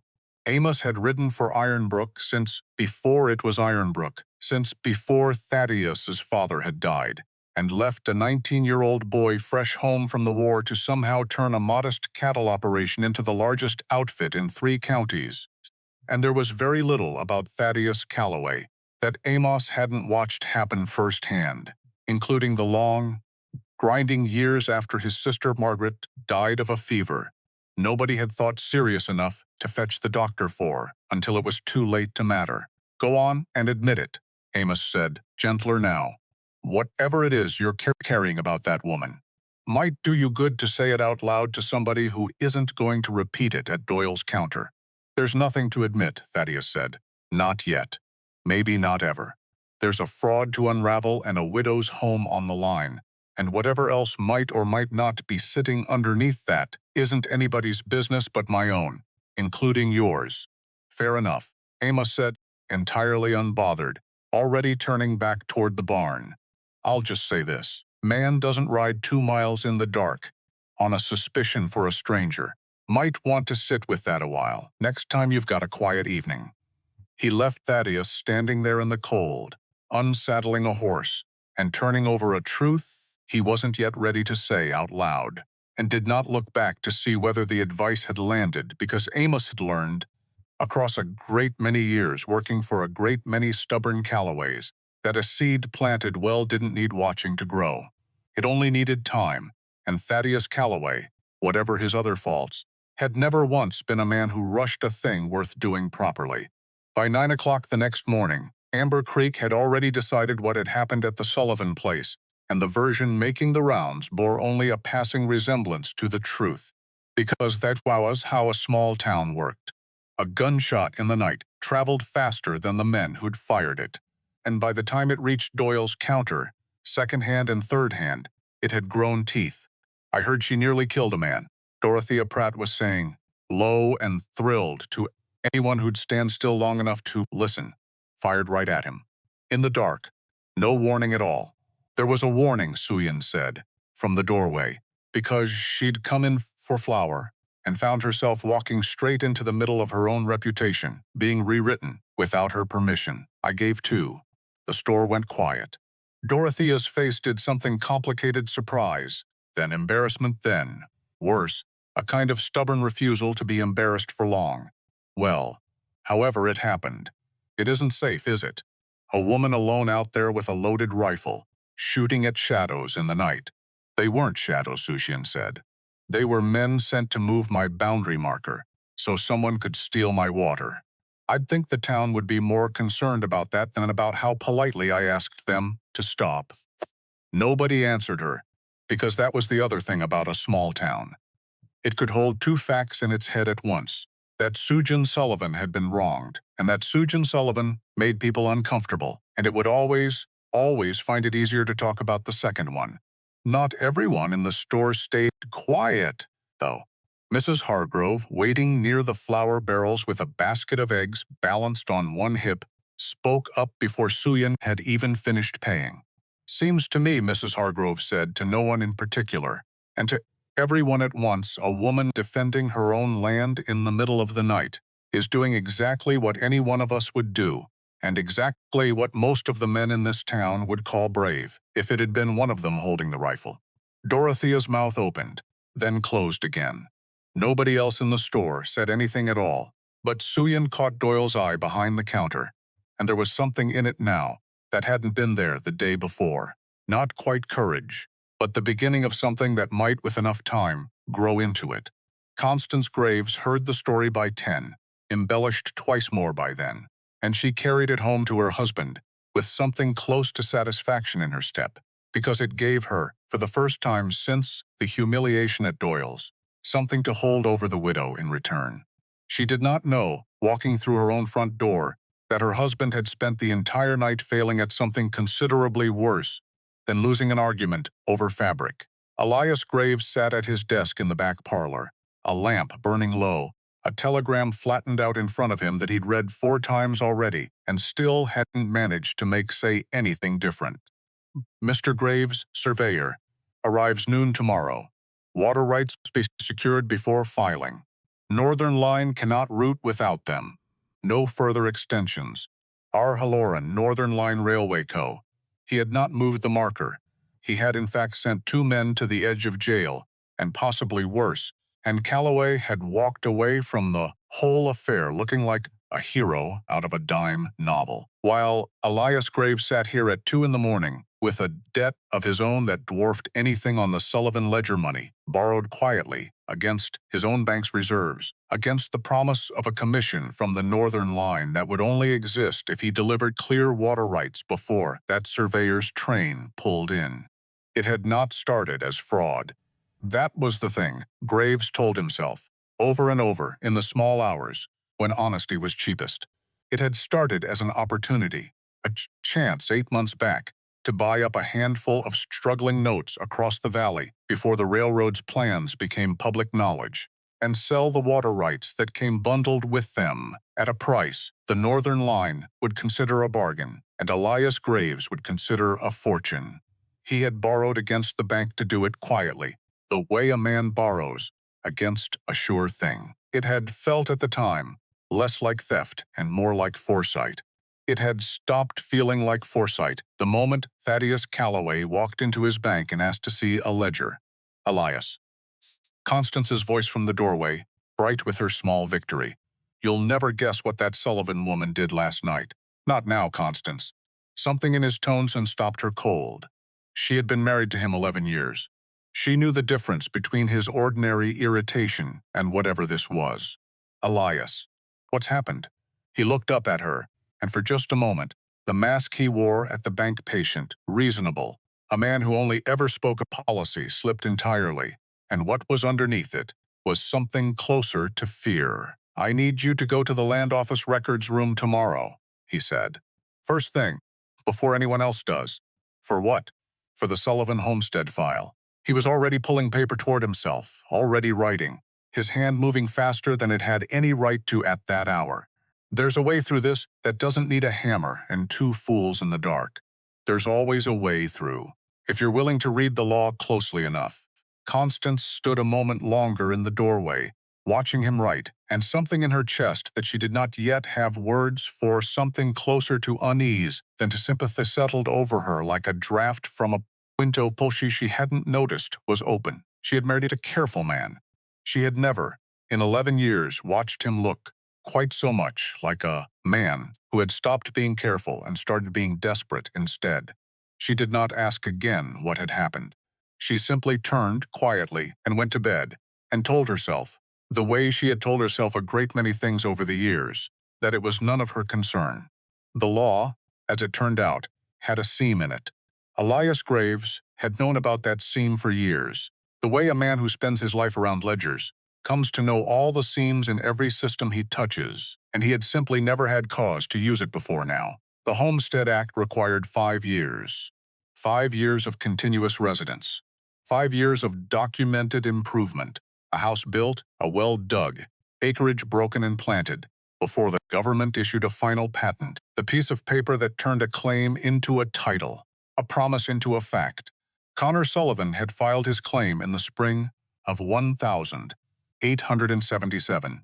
He had built the house, dug the well, broken the ground, and planted it 2 seasons running. He had died in the winter of 1879. The final patent, Graves knew from a careful, quiet afternoon spent with the land office ledgers, 8 months back an afternoon. He'd told himself, at the time, was simple due diligence on a note he held, had never been formally issued in Connor Sullivan's name. Suyin Sullivan had been living on that land, working that land, paying taxes on that land, for 4 years since her husband's death under the belief, shared by everyone in Amber Creek including, until 8 months ago, Elias Graves himself, that the claim had simply passed to her as his widow. It hadn't. Not on paper, not fully. There was a process for that, a formal transfer that required filing, and in the chaos and grief of Connor's death, in a territory where paperwork moved slower than a man could grieve, it had simply never been completed. It was, Graves knew, a technicality. The kind of thing any reasonable land commissioner would resolve in an afternoon in favor of the widow who'd kept faith with the claim for 4 more years than the law even required. Unless someone with money and motive got there first and argued forcefully, formally, backed by a bank's worth of legal weight, that an incomplete claim was an abandoned one open, under territorial law, to a new filing, his own. Constance went to the records room the next morning, as instructed, and came back with more than her husband had asked for. She had, without quite meaning to, spent an hour talking with the young clerk who kept the files, a nervous, earnest man named Petrie, who had clearly never once in his career had a banker's wife taken interest in his filing system, and had learned, in the course of that hour, that Mrs. Sullivan's file had been pulled and examined twice before, once 8 months back by her own husband, and once, more recently, by a lawyer's clerk asking on behalf of a rancher named Calloway. She did not tell Elias that second part. She told herself it was an oversight. She was beginning to understand. In a low, cold corner of her mind, she did not enjoy visiting that it was not. That evening, over a supper neither of them touched, Constance finally asked the question she had been circling for 3 days. How much do we owe, Elias? He did not look up from his plate. That is not your concern. I am your wife. It has been my concern since the day I signed my own name to your debts along with mine. She set down her fork, deliberate, the small sound of silver on china, landing harder in the quiet room than it should have. How much? Enough, he said finally, that a failure here would not merely embarrass us, Constance. It would ruin us. Completely. There would be no house in Amber Creek to leave behind with dignity. There would be nothing left to leave at all. Constance sat very still, absorbing that. Then stop, she said. Whatever this is, withdraw the contest. Find another way to satisfy whatever you owe the railroad. You have always found another way before. There is no other way. His voice had gone thin, stripped of its usual bank counter smoothness. The Northern Line does not extend patience to men who fail them, Constance. They extend replacement. I either deliver those water rights by whatever means remain available to me, or I spend the rest of my life as a cautionary tale told to other bankers foolish enough to borrow against a promise. And if the means that remain to you require ruining an innocent woman's good name in a room full of witnesses. Elias looked at her then, and something passed behind his eyes that Constance had never once seen there in 11 years of marriage. Not quite shame, not quite fear, but some unstable mixture of both. The look of a man watching himself do something he could not entirely justify and had long since stopped believing he could stop. Then that is the cost, he said quietly, of a mistake I made 8 months ago and cannot now unmake. Constance did not answer him.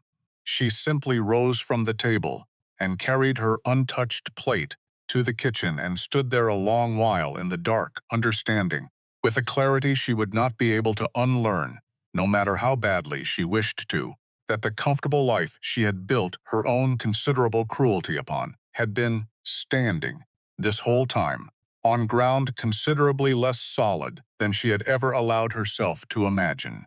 The notice arrived at the Sullivan homestead 3 days later, carried by a deputy who wouldn't quite meet Suan's eyes when he handed it to her, and she stood on her porch in the cold morning light and read it twice before the words arranged themselves into something she could understand. Notice of contested claim. The Cheyenne Land Office. In the matter of the homestead patent, filed under the name Connor J. Sullivan, you are hereby summoned to appear and provide proof of continuous qualifying residence and improvement, or the claim shall be considered forfeit and open to competing filing. 14 days. She read it a third time, because surely, she had misunderstood it the first two. She hadn't. Her hands, which had held steady through a rifle, and a night full of strangers with hammers were shaking now, standing still on her own front porch in broad daylight over a piece of paper. Word reached Thaddeus by way of Amos, who'd heard it from Doyle, who'd heard it from the deputy himself, half ashamed of the errand he'd been sent on. And Thaddeus was on his horse and halfway to the Sullivan place before he'd fully decided to go. He found her at the kitchen table, the notice laid flat in front of her, and around it, spread out like the pieces of something broken. Every scrap of paper Connor Sullivan had ever kept, old letters, a discharge certificate gone soft and yellow at the folds, a land claim receipt, tax stubs going back 4 years, none of it. She was rapidly discovering. Quite enough. They can't do this, Thaddeus said, standing in the doorway.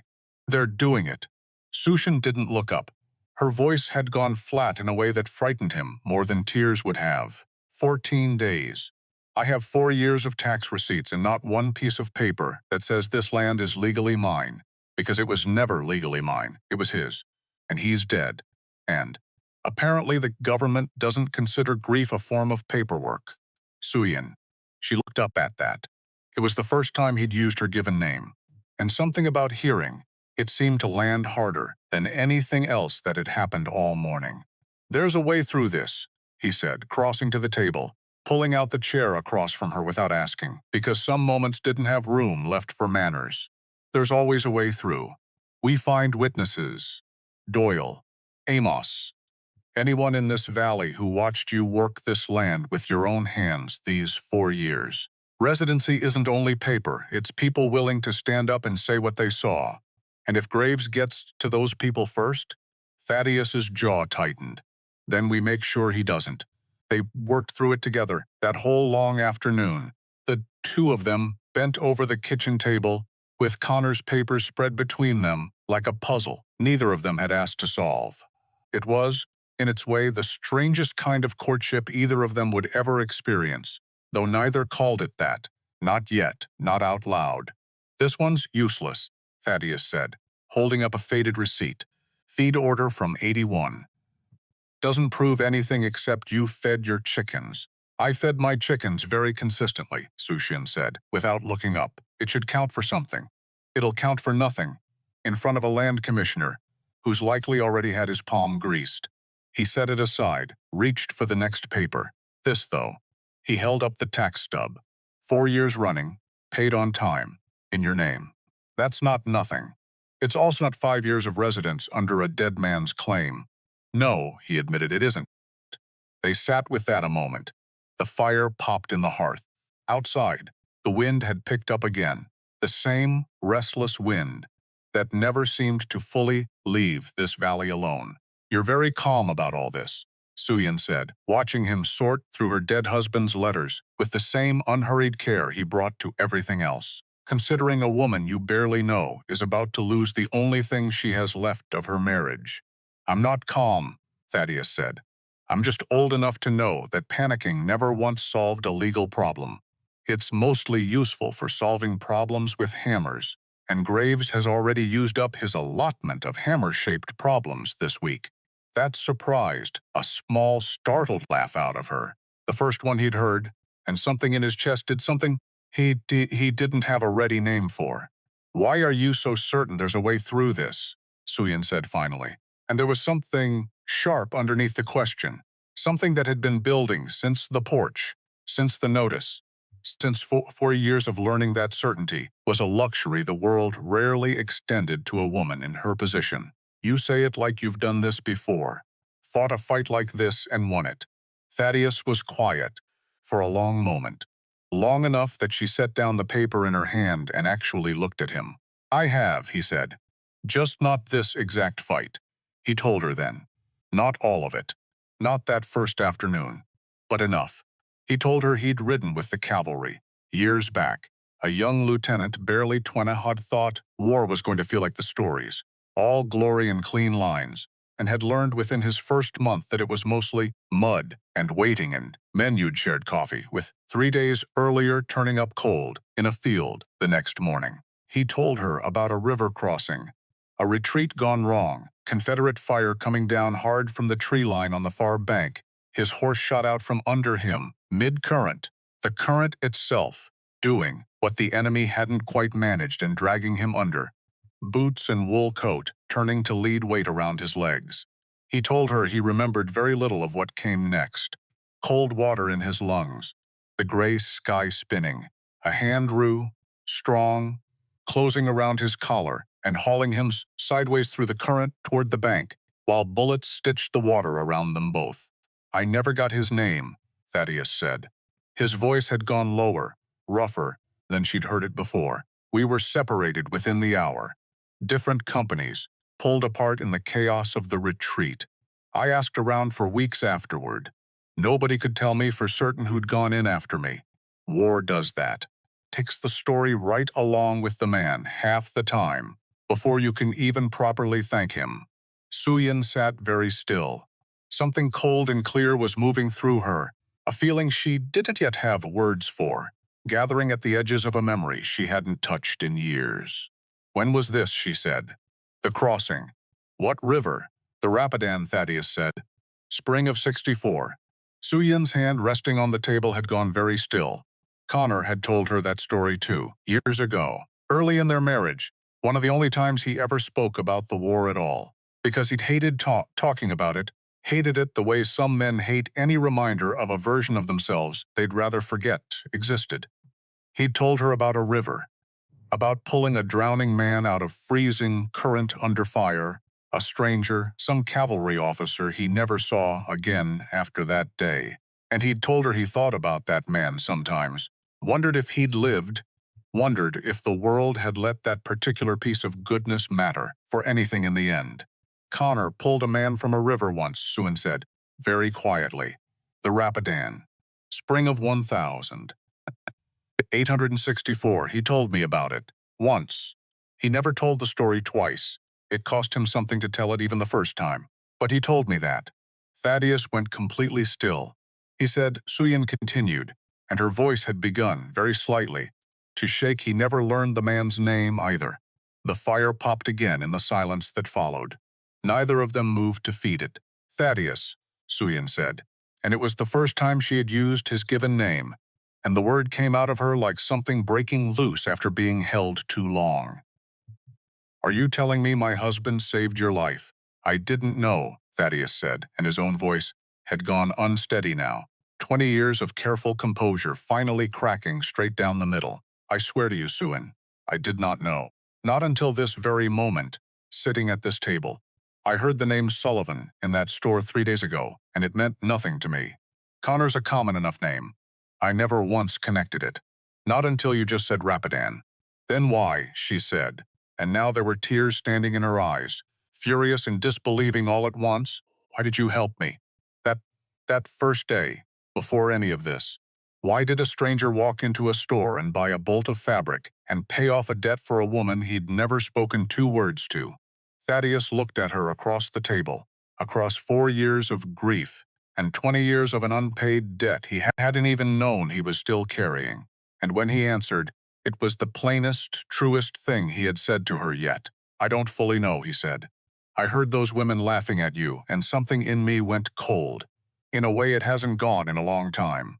I told myself it was about decency, about a town needing reminding of its manners. That was true as far as it went. He shook his head slowly. But maybe some part of a man remembers a debt even when his mind's forgotten the details. Maybe some part of me recognized something in you I couldn't yet explain. Suyan pressed both hands flat against the table, steadying herself against something that had nothing to do with the wood beneath her palms. Nearly 20 years, she said. You've carried a debt to a man for nearly 20 years without a name to put to it, and it turns out you already started paying it back before you even knew whose door you were standing at. Seems that way, Thaddeus said. Quiet. Rough. Seems the world has a strange sense of timing. She laughed then. It surprised them both. A short, broken, disbelieving sound. Half a sob dressed up as a laugh, because there was nothing else left to do with a feeling that size, except let some of it out however it came. He would have liked you, she said finally, wiping her eyes with the back of her wrist, ruthless and quick, the way she did everything. God help me, he really would have liked you. I'd like to think I'd have liked him too, Thaddeus said, given the chance. You would have argued about everything, Suyan said, and there was something almost fond in it now, grief loosening its grip just enough to let a little warmth through. He never once let a man finish a sentence he thought he could improve on. Sounds like a man I'd have gotten along with fine then, Thaddeus said. I've been told I have the same failing. You have not said one single unnecessary word to me since the day I met you. Give it time, he said, and something in the dry, careful way he said. It startled another laugh out of her, small and real, the kind of laugh that had no business existing in a kitchen full of grief and legal notices, and existed anyway. They sat with all of it a while. The papers on the table between them, receipts and stubs, and a dead man's discharge certificate, suddenly looked very small against the size of what had just been said in that kitchen. Later that night alone, Suyan sat by the banked fire long after Thaddeus had ridden home, turning the whole impossible shape of it over in her mind. Because how did a person hold 2 such things at once? Because Connor was dead, and had been dead 4 years, and no revelation about a river in Virginia was going to change that plain, unbending fact. Except something in her chest had shifted anyway, Some old ache loosening just slightly, because it meant his courage had mattered, had rippled outward, unseen for 20 years, and landed, of all places, at her own kitchen table, in the shape of a rancher with hat in hand, and a debt he hadn't known he was still carrying. She thought of Constance Graves's voice. Pride doesn't keep you warm. She thought, sitting there in the dying firelight, that pride had very little to do with what she was feeling. It was something steadier than pride. Something closer to being seen, fully, for the first time in longer than she could measure. Not as a widow to be pitied, not as a curiosity to be whispered about at Doyle's counter, but as a woman whose husband's single act of courage on a freezing river, 20 years gone, had somehow found its way back around to change the whole shape of her life. She did not know, sitting there, what to do with a feeling that large. She banked the fire properly, at last, and went to bed, and did not sleep for a long while, and found, when sleep finally came, that it came easier than it had, in longer than she could remember. But the notice on the table did not care about rivers, or debts, or 20-year-old acts of courage. It cared about 14 days, and 11 of them were gone before either of them had time to catch their breath from what had just passed between them. This changes things, Thaddeus said finally, gathering himself, because whatever this new thing was between them, it would have to wait its turn behind the fight, still standing in front of them both. I'll stand as a witness myself. Testify to what I know of your husband's character, your residency, everything Amos and I have seen firsthand these past 2 weeks, working this land alongside you. It isn't enough, Suyin said. You've known me 2 weeks, Thaddeus. The commissioner will see straight through a rancher vouching for a widow he's suddenly taken an interest in. It'll look exactly like what Graves wants it to look like. She was right, and they both knew it, and the knowing sat heavy between them. Then we find people who've known you longer, Thaddeus said. Doyle, the Hargroves whose shirts you've mended every winter for years.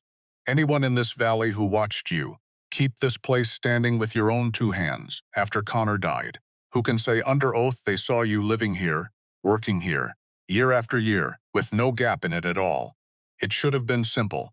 In a town with an ounce of honesty on it, left in it, it would have been. They went to Doyle first the morning after the notice arrived, walking into the store together in a way that drew every eye in the room, though neither of them acknowledged it.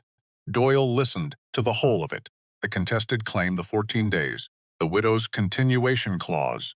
Whitfield had not yet fully explained, but Thaddeus laid out as best he understood it and set down the ledger he'd been holding before Thaddeus had even finished asking. Of course I'll testify, Doyle said.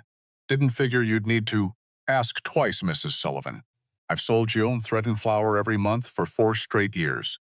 Got the store ledgers to prove it if the land office wants proof beyond my word, which I expect they might, seeing as my word alone hasn't counted for much of anything in this town where you're concerned.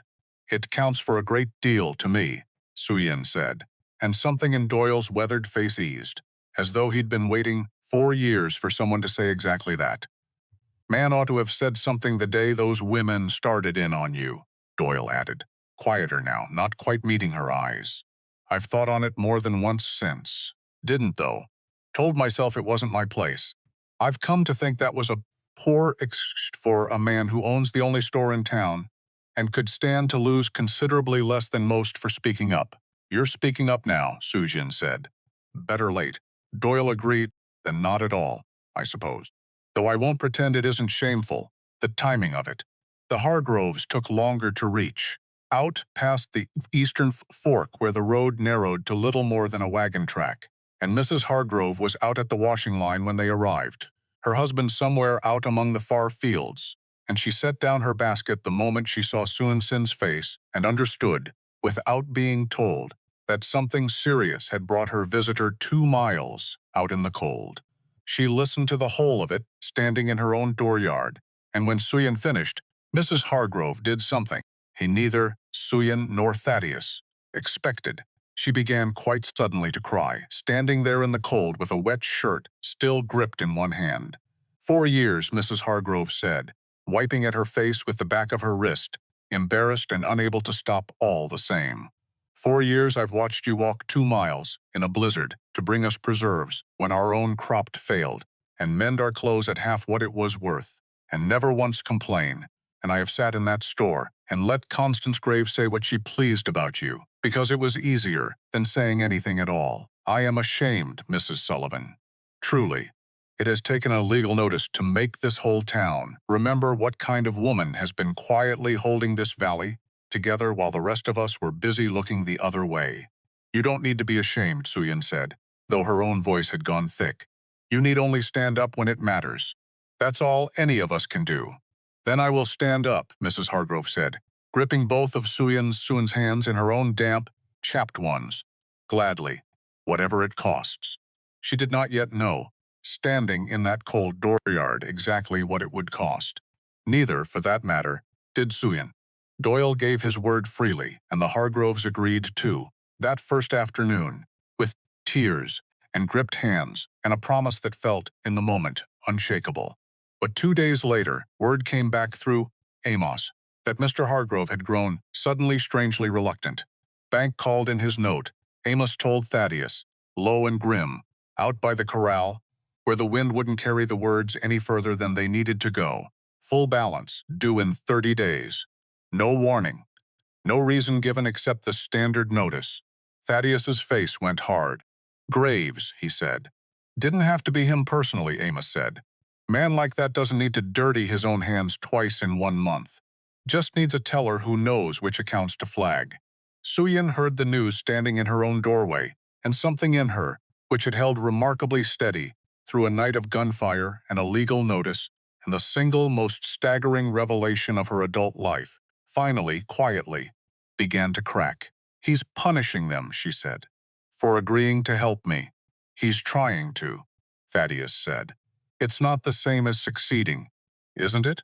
Her voice, it rose sharper than she meant it. 4 years of careful composure fraying at the edges all at once. That family stands to lose everything they've built, and it's because of me, Thaddeus.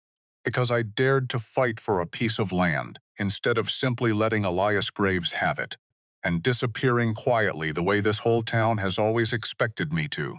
You don't disappear, Thaddeus said, and there was something fierce in it now. Something that hadn't been there in the gentle voice from the kitchen table 2 days before. Not because of him. Not because of any of them. I didn't ride into this fight to watch you fold in the middle of it.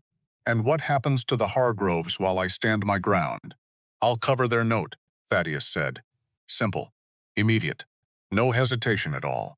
Every dollar of it quietly. Before it ever comes due. Graves wants to turn this valley's fear against you one family at a time. He's about to discover how much fear a man loses his taste for when the alternative stops costing anything at all. Suyin stared at him. You can't buy off every debt in this valley, Thaddeus Calloway. No, he agreed. But I can buy off enough of them to prove a point. And once Graves understands that, he'll stop wasting his ammunition on the Hargroves and start pointing it where he actually means it. At you. At me. That's supposed to comfort me? No, he said, and something almost like a smile ghosted across his mouth, tired and grim and real. It's supposed to be honest. I figure, you've had enough of people managing you gently these last 4 years. Might as well try something else. He made good on it the following morning, riding into town alone and walking into the Amber Creek Trust with the same unhurried certainty he'd carried the first time, though this time it was young Petrie behind the counter, Graves nowhere in sight. Hargrove note, Thaddeus said. Full balance. I'll settle it now, in cash, and I'll want a receipt showing it paid in Mr. Hargrove's name, not mine. No need for the man to carry the weight of owing me anything on top of everything else this month's cost him. Petrie hesitated, glancing toward the closed door of the back office where Graves could be heard moving papers with more force than papers strictly required. Mr. Graves generally handles settlements of that size himself, Mr. Calloway. Mr. Graves is welcome to come explain to me personally why a farmer's note got called in without warning the same week. His wife agreed to testify for Mrs. Sullivan, Thaddeus said, pleasantly enough, though there was an edge underneath it that made Petrie reach for his ledger without further comment. I expect he'll find he doesn't have much appetite for that conversation. Petrie counted the bills twice, wrote out the receipt with a hand that shook only slightly, and slid it across the counter. Much obliged, Thaddeus said, folding it away. And Petrie, for what it's worth, you've done nothing wrong in any of this.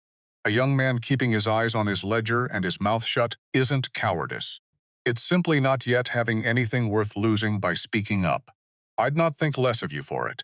I would think considerably less of you if that stayed true forever. Petrie said nothing, but something in his face suggested the words had landed somewhere they'd be remembered.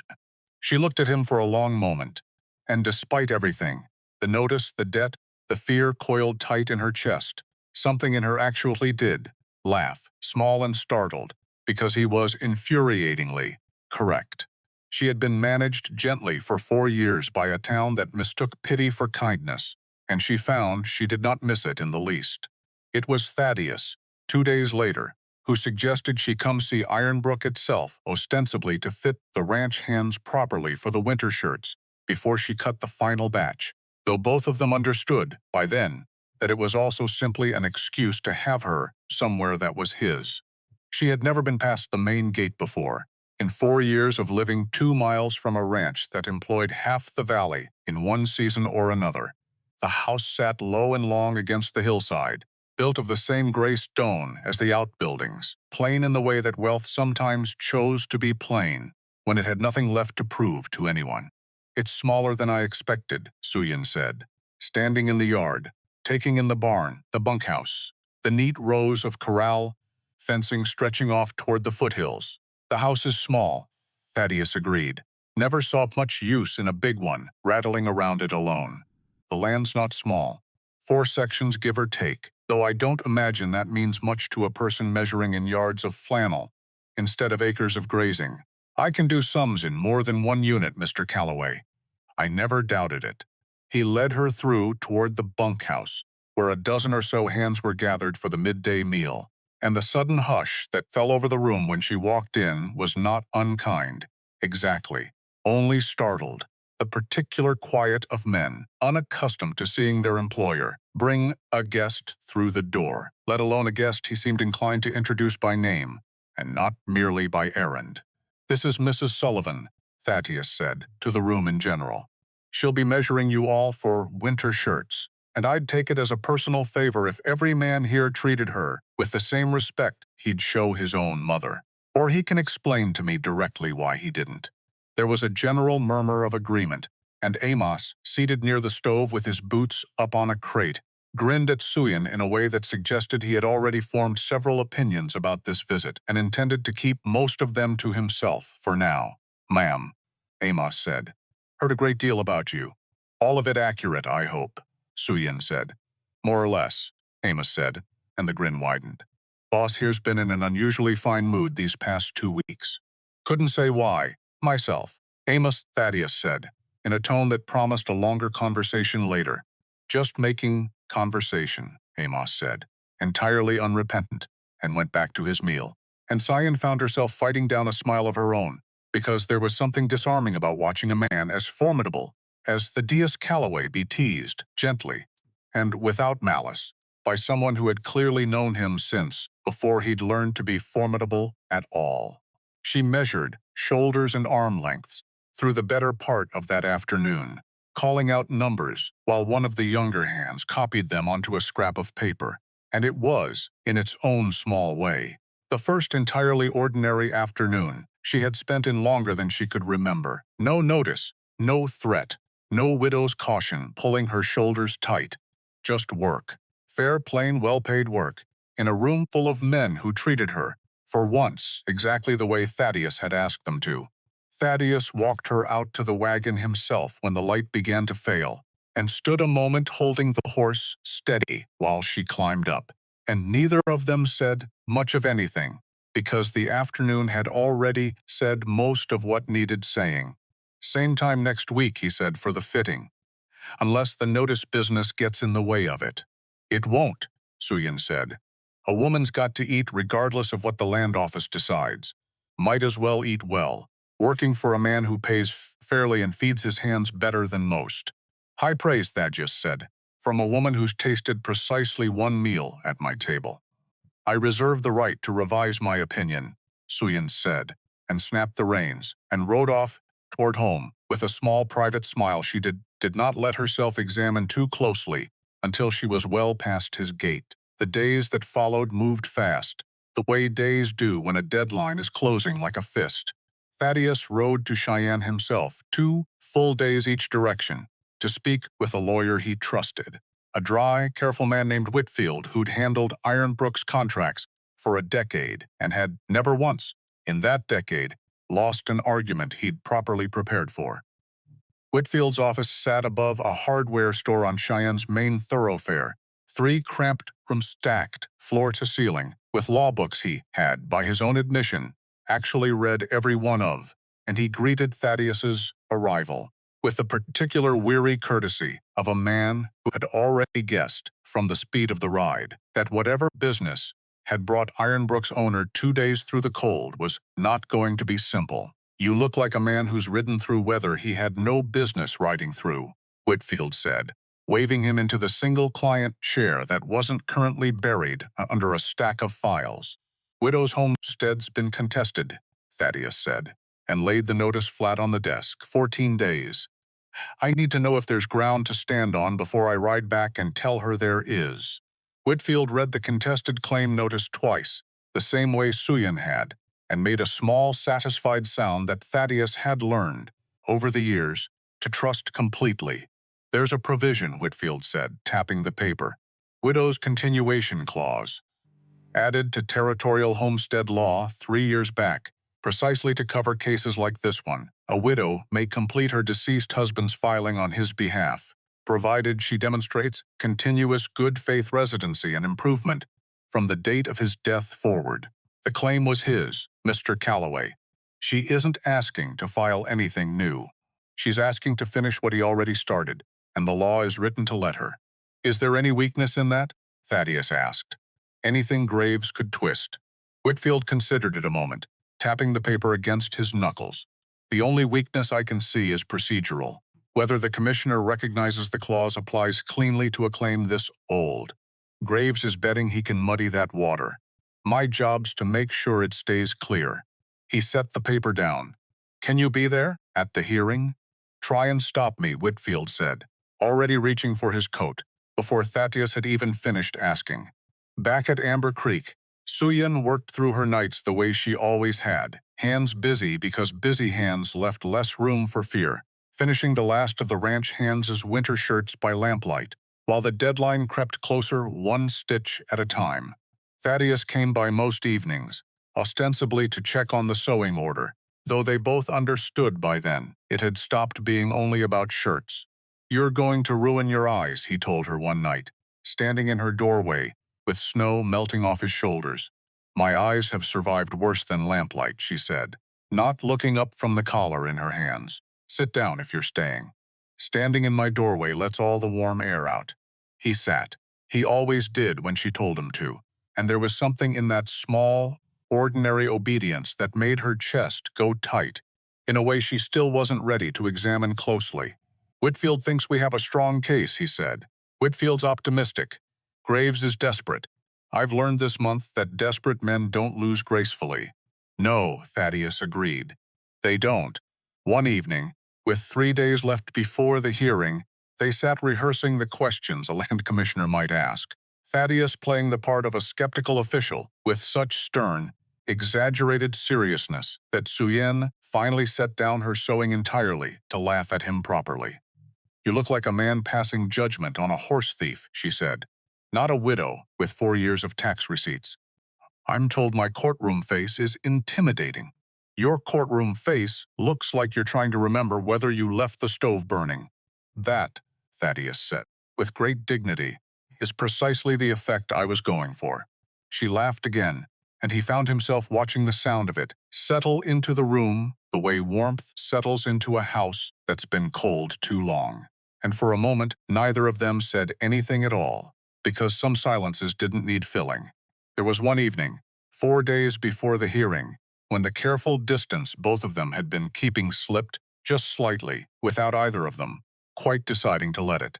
Suyin was threading a needle by lamplight, her hands steady with long practice, when Thaddeus reached over to hand her a spool that had rolled to his side of the table, and their fingers brushed, and neither of them pulled away quite as fast as the moment strictly required. "You've got thread caught on your sleeve," Suyin said, which was true, and also not remotely the reason either of them had gone still. "Have I, Gray?" Just there. She reached without quite thinking about it, and picked the loose thread free from his cuff, and her hand lingered a half-second longer than plucking a thread required. And Thaddeus, who had faced down cavalry charges and cornered bankers, and two armed men in the dark without so much as a change in his pulse, found himself entirely unable to think of a single sensible thing to say. "Suyin." "Don't," she said, quiet, though there was no real force behind it. "Not yet. There's a hearing in 4 days, and a town full of people ready to say I only fought for that land because a wealthy man decided to make me his project. I won't hand them a truth to twist into something uglier before I've even won the fight that matters. That's not what this is." "I know what it is," she said, and something in her voice had gone unsteady, in a way that had nothing to do with fear of Graves at all. "I simply needed to wait its turn." 4 days, Thaddeus. Can you manage 4 days?" "I managed 20 years not knowing your husband's name," Thaddeus said, and something in the dry, rueful way he said. It startled a small laugh out of her, breaking the tension just enough to let them both breathe again. 4 days seems, by comparison, a fairly modest request. "Good," she said, threading her needle at last, though her hands were not quite as steady as they had been a minute before. "Sit back down, then, and hand me that other spool, and let's finish this shirt before you distract me into ruining the collar." He sat back down. He handed her the spool, and if either of them noticed that the evening had grown considerably warmer than the fire alone could account for, neither of them said so out loud. He was right to worry that the calm wouldn't last. Elias Graves tried Doyle first, 2 days before he ever rode out to Suyun's porch, calling on the store after closing a street. Outside had gone dark and quiet enough that no one would mark who came and went. "Harold." Graves did not remove his hat. "I understand you intend to testify at the Sullivan hearing." "I do. The bank has been a generous partner to this store over the years. Your credit line, your supply arrangements with the freight company, arrangements a man in your position might not wish to see complicated this close to winter, when a break in supply could cost him a season's trade." Doyle set down the crate he'd been stacking, slow and deliberate, and looked at Graves for a long moment before he answered. "Elias," Doyle said, "I have known you 11 years. I have watched you conduct yourself in that time, as a careful man, sometimes a cold one, but never once, until this month, as a man willing to say the quiet part of a threat out loud to another man's face. I find I don't much care for the change." He picked the crate back up. "I'll testify to what I've seen, same as I told Mrs. Sullivan I would. If that costs me my credit line, I expect I'll manage. A man can always find another bank. A man has a harder time finding his self-respect once he's traded it away for a supply contract." Graves left without another word, and Doyle stood alone in his darkened store a long while afterward, hands not quite steady, wondering whether he'd just made the bravest decision of his life or the most foolish one, and understanding somewhere underneath the fear that it did not much matter which, because he had meant every word of it regardless. He called on Suyin himself 3 days before the hearing, alone, no deputy this time, standing on her porch in a coat too fine for the errand he'd come to run. "Mrs. Sullivan." He removed his hat. The gesture cost him nothing and meant less. "I've come to make you an offer, man to woman, so to speak, before this goes any further than it needs to. Say what you've come to say, Mr. Graves." "The bank will withdraw the contest," he said, "entirely. No hearing, no risk, no uncertainty for you at all, in exchange for a fair market purchase of the water rights along your eastern boundary. You keep the house, the land, your privacy. You simply cease to be an obstacle to a railroad that's coming through this valley, whether you fight it or not. And if I refuse, then we proceed to the hearing," Graves said, and something in his voice had gone very cold now. All pretense of courtesy finally burned away. and you will win or lose on the strength of witnesses who are, at this very moment, discovering exactly how expensive loyalty to you has become.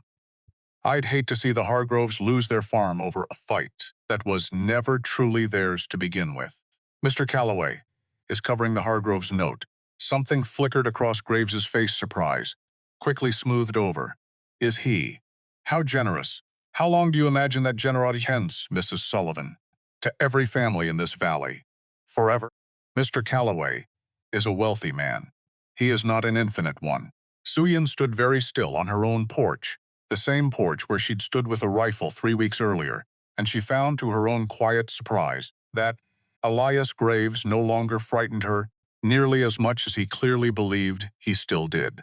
You came here to threaten me with kindness running out, she said, as though I haven't already lived 4 years without any. I buried my husband alone, Mr. Graves. I fed myself alone.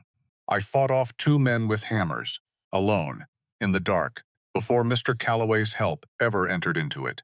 You are betting on a woman who folds when the world turns cold on her. I regret to inform you that woman does not exist. She never has. Graves's jaw tightened. Then I'll see you at the hearing, he said. You will, Suyin said. And Mr. Graves. She waited until he'd turned, until he was halfway down her porch steps, before she said the last of it, quiet and clear as a bell across still water. Bring your own witnesses this time. Mine are not for sale.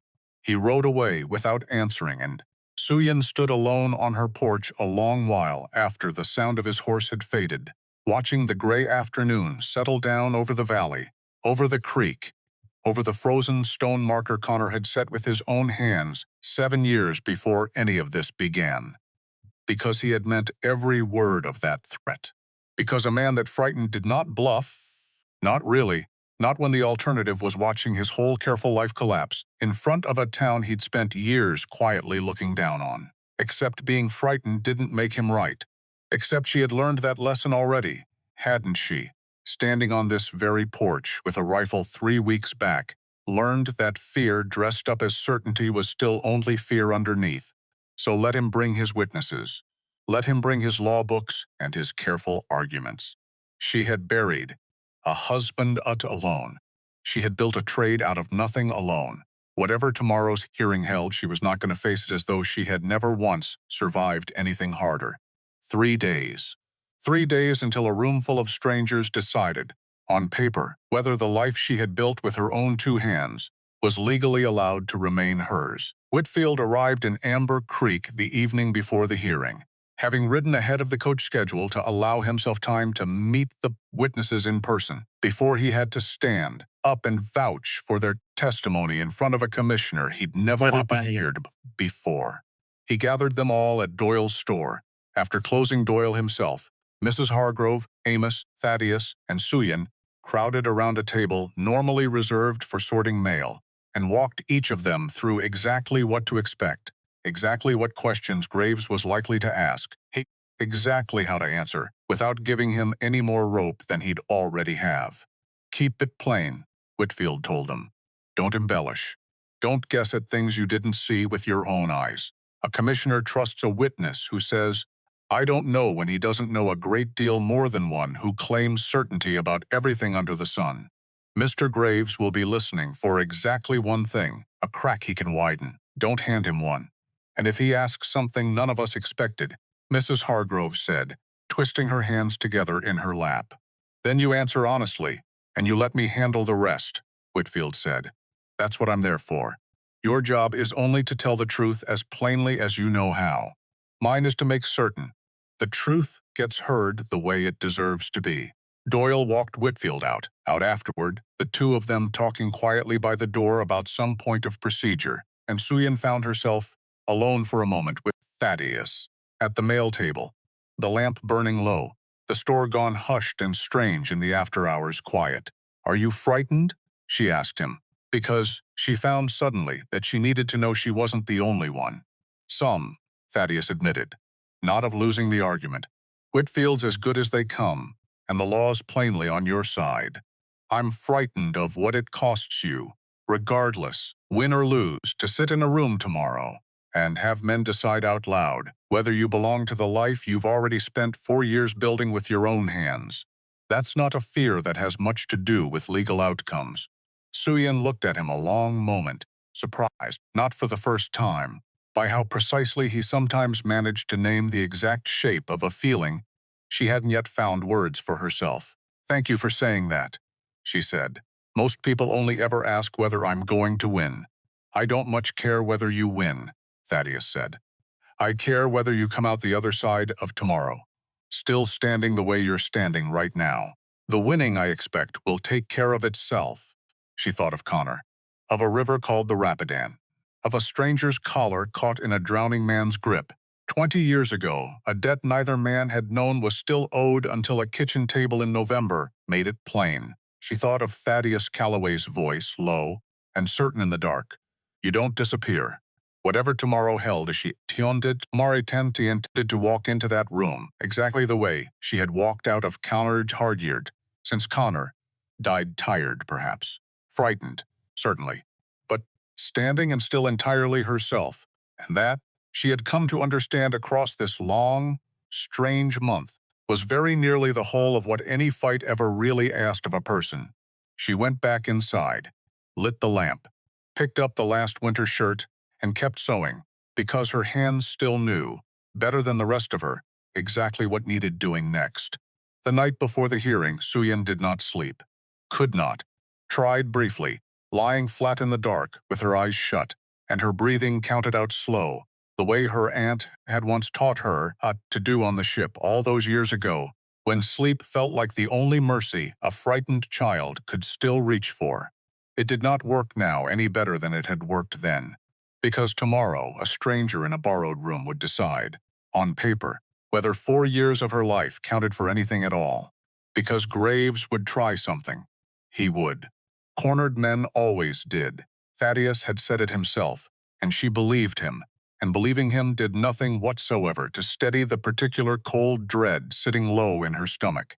Because what if the widow's clause didn't hold? What if Whitfield's confidence turned out to be the same kind of confidence Graves had once worn into that very same records room, certain of himself right up until he wasn't? What if 4 years of tax stubs and Doyle's kind words and Mrs. Hargrove's tears amounted, in the end, to nothing more than a room full of good intentions standing helplessly in front of the plane, immovable fact of a law that had never once been written with a woman like her in mind? She got up, lit the lamp, sat at the kitchen table where so much of this fight had already been fought, and looked at the red dress hanging on its peg by the window, and told herself firmly that fear was allowed. Fear was reasonable. Fear did not have to mean she'd already lost. It helped. A little. Not enough. Nothing was going to be enough. Not tonight. Not with tomorrow sitting on the other side of a few hours, restless, dark. She thought of Connor, of what he might have said, sitting across from her at this very table in that particular dry, steady he'd had, of making the unbearable feel merely difficult. Something about how a Sullivan did not fold simply because the world found it convenient if she did. He had said things like that, more than once, in the hard years before he died, and she had believed him then, and she found, sitting alone in the lamplight, that she still did. She thought of Thaddeus, 2 miles away at Ironbrook, probably no more asleep than she was. She wondered if he was pacing. She rather hoped he was. It seemed only fair that someone else share the particular indignity of a sleepless night. Before a fight, neither of them could fully control the outcome of. Morning came anyway, the way mornings always did, indifferent to whether a person was ready for them. The morning of the hearing came in hard and bright, the kind of cold that made the snow squeak underfoot and turned every breath into a small white flag, surrendering to winter. Amber Creek's town hall had never held so many people at once, not for a wedding. Not even for the 4th of July supper 2 summers back, when half the county turned out for free pie and got rained on for their trouble. Word had gone around fast, the way it always did in a place this size, and by 9 o'clock the benches were full, and men were standing 3 deep along the back wall, because everyone in the valley, it seemed, had decided this particular morning was worth freezing for. Suyin sat in the front row in her red flannel dress. She hadn't planned to wear it. Had told herself, packing the night before, that plain gray wool was the sensible choice for a legal proceeding, something that wouldn't draw the eye, wouldn't give Elias Graves one more thing to comment on. Except Sensible had lost the argument somewhere around 2 in the morning, when she'd stood in front of the small mirror in her bedroom and understood, with sudden and complete clarity, that she was done making herself smaller to keep other people comfortable. So she wore the red, high collar, velvet cuffs catching the lamplight even now, in the flat gray morning glow through the town hall windows. She sat with her spine straight as a rifle barrel, hands folded in her lap, and did not look at the row of curious faces behind her, though she could feel every one of them looking at her. Because that was the thing nobody warned a person about, sitting in a room like this. It wasn't the fear that wore a person down. It was the waiting inside the fear. Her mind kept circling back to the same forwards 14 days, and now, none, and then jumping sideways to the dress. Was the red too much? Was it exactly enough? And then further, sideways still to Connor, to what he would have said watching her sit here, and she had to stop herself, twice, from standing up and walking straight back out into the cold, simply to have something to do with her hands. Thaddeus sat beside her. He'd worn his good coat, the dark wool one Amos claimed he only ever wore for funerals and bank business. And there was something almost funny about that, she thought, that he seemed to consider this morning kin to both. "You look terrified," he said low. "Just for her. I am terrified. Doesn't show. That's the only thing keeping me upright." A ghost of a smile crossed his mouth. Gone as fast as it came, because up at the front of the room, the land commissioner had just walked in, and the room went quiet the way a held breath goes quiet, all at once and entirely on purpose. Commissioner Aldous Marsh was a small, precise man with ink-stained fingers and the tired patience of someone who had ridden circuit through half the territory and seen every trick a desperate parto could think to try. He opened the proceedings without ceremony. Read the notice of contested claim aloud, flat and unhurried, and Suyin sat through every word of it like a woman standing very still in cold water, waiting to see how deep it went, before she had to decide whether to swim. "Mrs. Sullivan," the commissioner said when the reading was done, "you may present your case." Whitfield stood, unfolding himself from the bench with the unhurried confidence of a man who had already won a great many arguments simply by being better prepared than the person across from him. "Commissioner," Whitfield said, "Territorial Homestead Statute, Section 11, the Widow's Continuation Clause, provides that, where a claimant dies before final proof is submitted, his lawful widow may complete the requirement herself, provided she demonstrates continuous good faith residence and improvement from the date of his death forward." The claim before this office was filed by Connor Sullivan, an honorably discharged veteran of the Union Army, in the spring of 1877. We intend to demonstrate that his widow has kept faith with that claim, without interruption, in the 4 years since his death. Proceed. Doyle went first. He stood at the front of the room, hat in his hands, twisting the brim the way nervous men do, and told the commissioner, plain and unadorned, about 4 years of a widow walking into his store every month, without fail, buying thread and flour and nails, paying her accounts on time, running a laundry and sewing trade out of a house she had never, once in all that time, given any sign of abandoning. "Never missed a season," Doyle said. "Rain, shine, dead of winter. She was there, working, same as she always was." Then the Hargroves. Mrs. Hargrove's voice shook through the first few sentences and steadied by the end, describing 4 years of mended shirts and shared harvests, of Suyin walking 2 miles in a blizzard the winter before last to bring preserves to a family whose own crop had failed that season. She didn't have to do that, Mrs. Hargrove said. Had precious little enough for herself. Did it anyway. Amos testified to the boundary marker, to the night of the attack, to the plain physical fact of a woman who had defended land she plainly believed, in every fiber of her, to be hers. And then Thaddeus. He kept it simple. Kept it, Suyin thought. watching him from the front row, deliberately smaller than the truth deserved.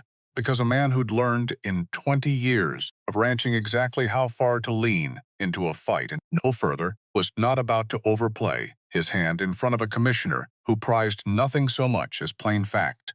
"I've worked alongside Mrs. Sullivan these past weeks," he said. "Watched her manage that homestead with more care and competence than I've seen from men twice her size and half her grit. There's no gap in her residence, Commissioner. There's no gap in her claim to that land. There's only a piece of paper that never caught up to a truth every soul in this valley already knew." Elias Graves rose when it was his turn, smoothed his coat, and for a moment Suyin thought, with something close to relief, that he had come to concede quietly after all. He hadn't. "Commissioner," Graves said, "I don't dispute a word of the testimony you've heard today. Mrs. Sullivan has plainly worked that land, plainly kept faith with it. My concern is not with her diligence.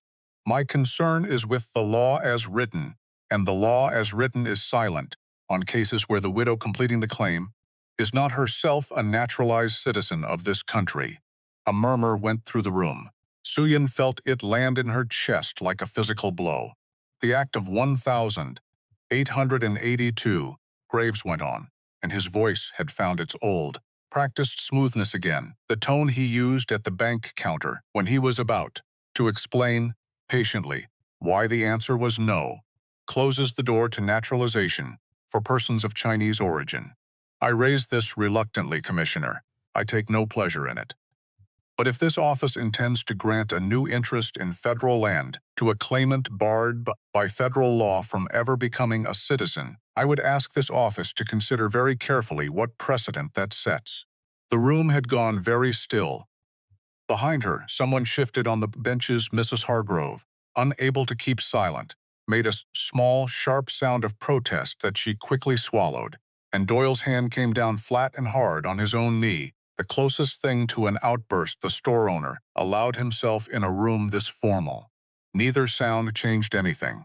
Both of them mattered anyway, small as they were, because Suyin heard them and understood, even in the middle of the worst moment of the whole ordeal, that she was not sitting in that room alone the way she had once believed she always would be.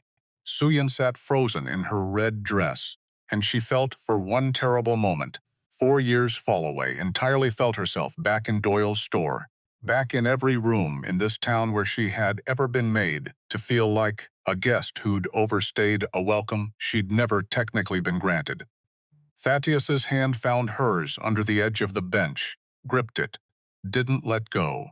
Whitfield rose unhurried, and Suyin realized, watching him, that he had been waiting for exactly this move, had perhaps expected it from the very first afternoon he'd read the notice. "Commissioner," Whitfield said, "Mr. Graves has just told this room something worth noticing. He agrees. Mrs. Sullivan is not filing a new claim. He calls it a new interest. It isn't. Section 11 does not ask a widow to qualify as a fresh claimant in her own right. It asks her to complete a filing already made, already recognized, already pertly proved, by a man who held every qualifications the law required of him. Connor Sullivan was a citizen by birth and an honorably discharged soldier of this nation's army. His claim vested the moment he broke that ground. What Mrs. Sullivan asks this office to recognize today is not a new grant to a new claimant. It is the same claim, continued in good faith by the same household, on the same 80 acres, for 4 more years than the law even required of her." He let that settle a moment before he went on. "As for the Act of 1882, it restricts immigration of laborers, and it restricts naturalization.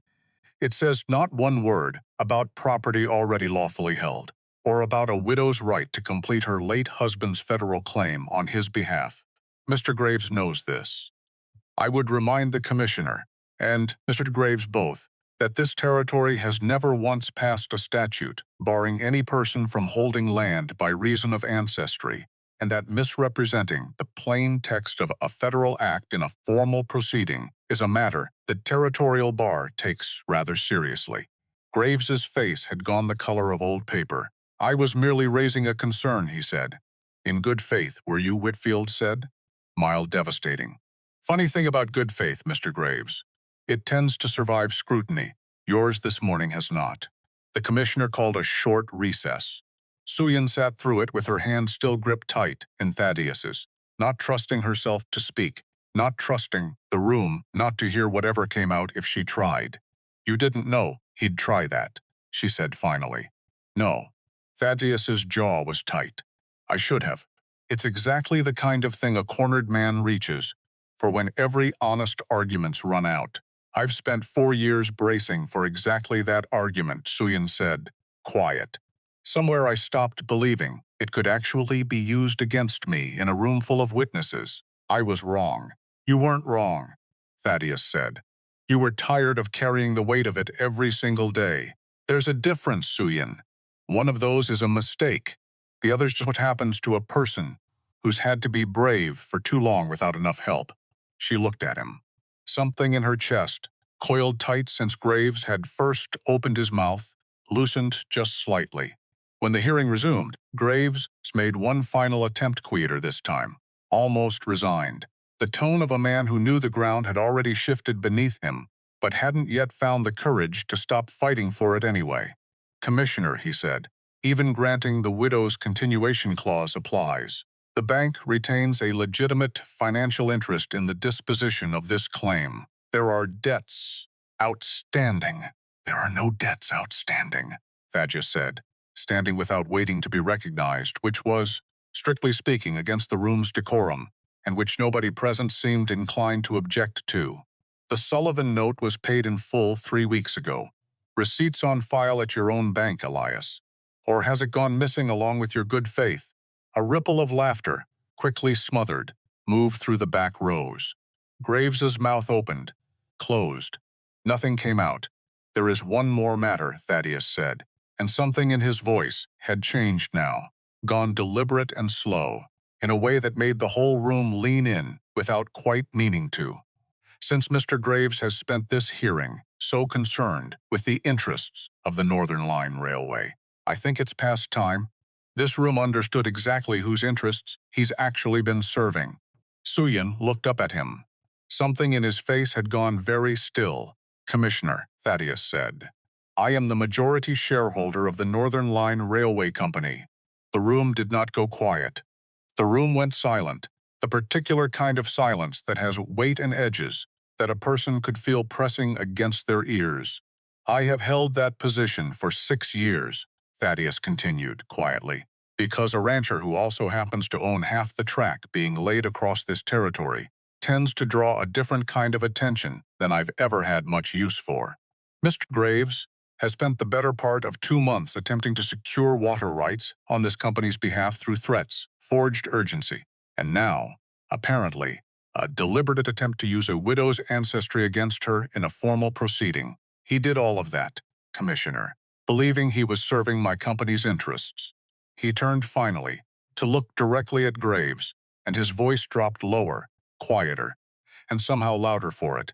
He was, in fact, working directly against them, because the Northern Line has no use for water rights obtained through fraud, intimidation, or the ruin of an innocent woman's good name. It has considerably less use, going forward, for a banker who thought he could build his own fortune on the wreckage of mine. Elias Graves stood very still at the front of the room, and Suyin watched something happen to him that she had never expected to witness and would never, for the rest of her life, entirely forget, watched a man's whole understanding of his own cleverness collapse in real time in front of the entire town he had spent years quietly looking down on.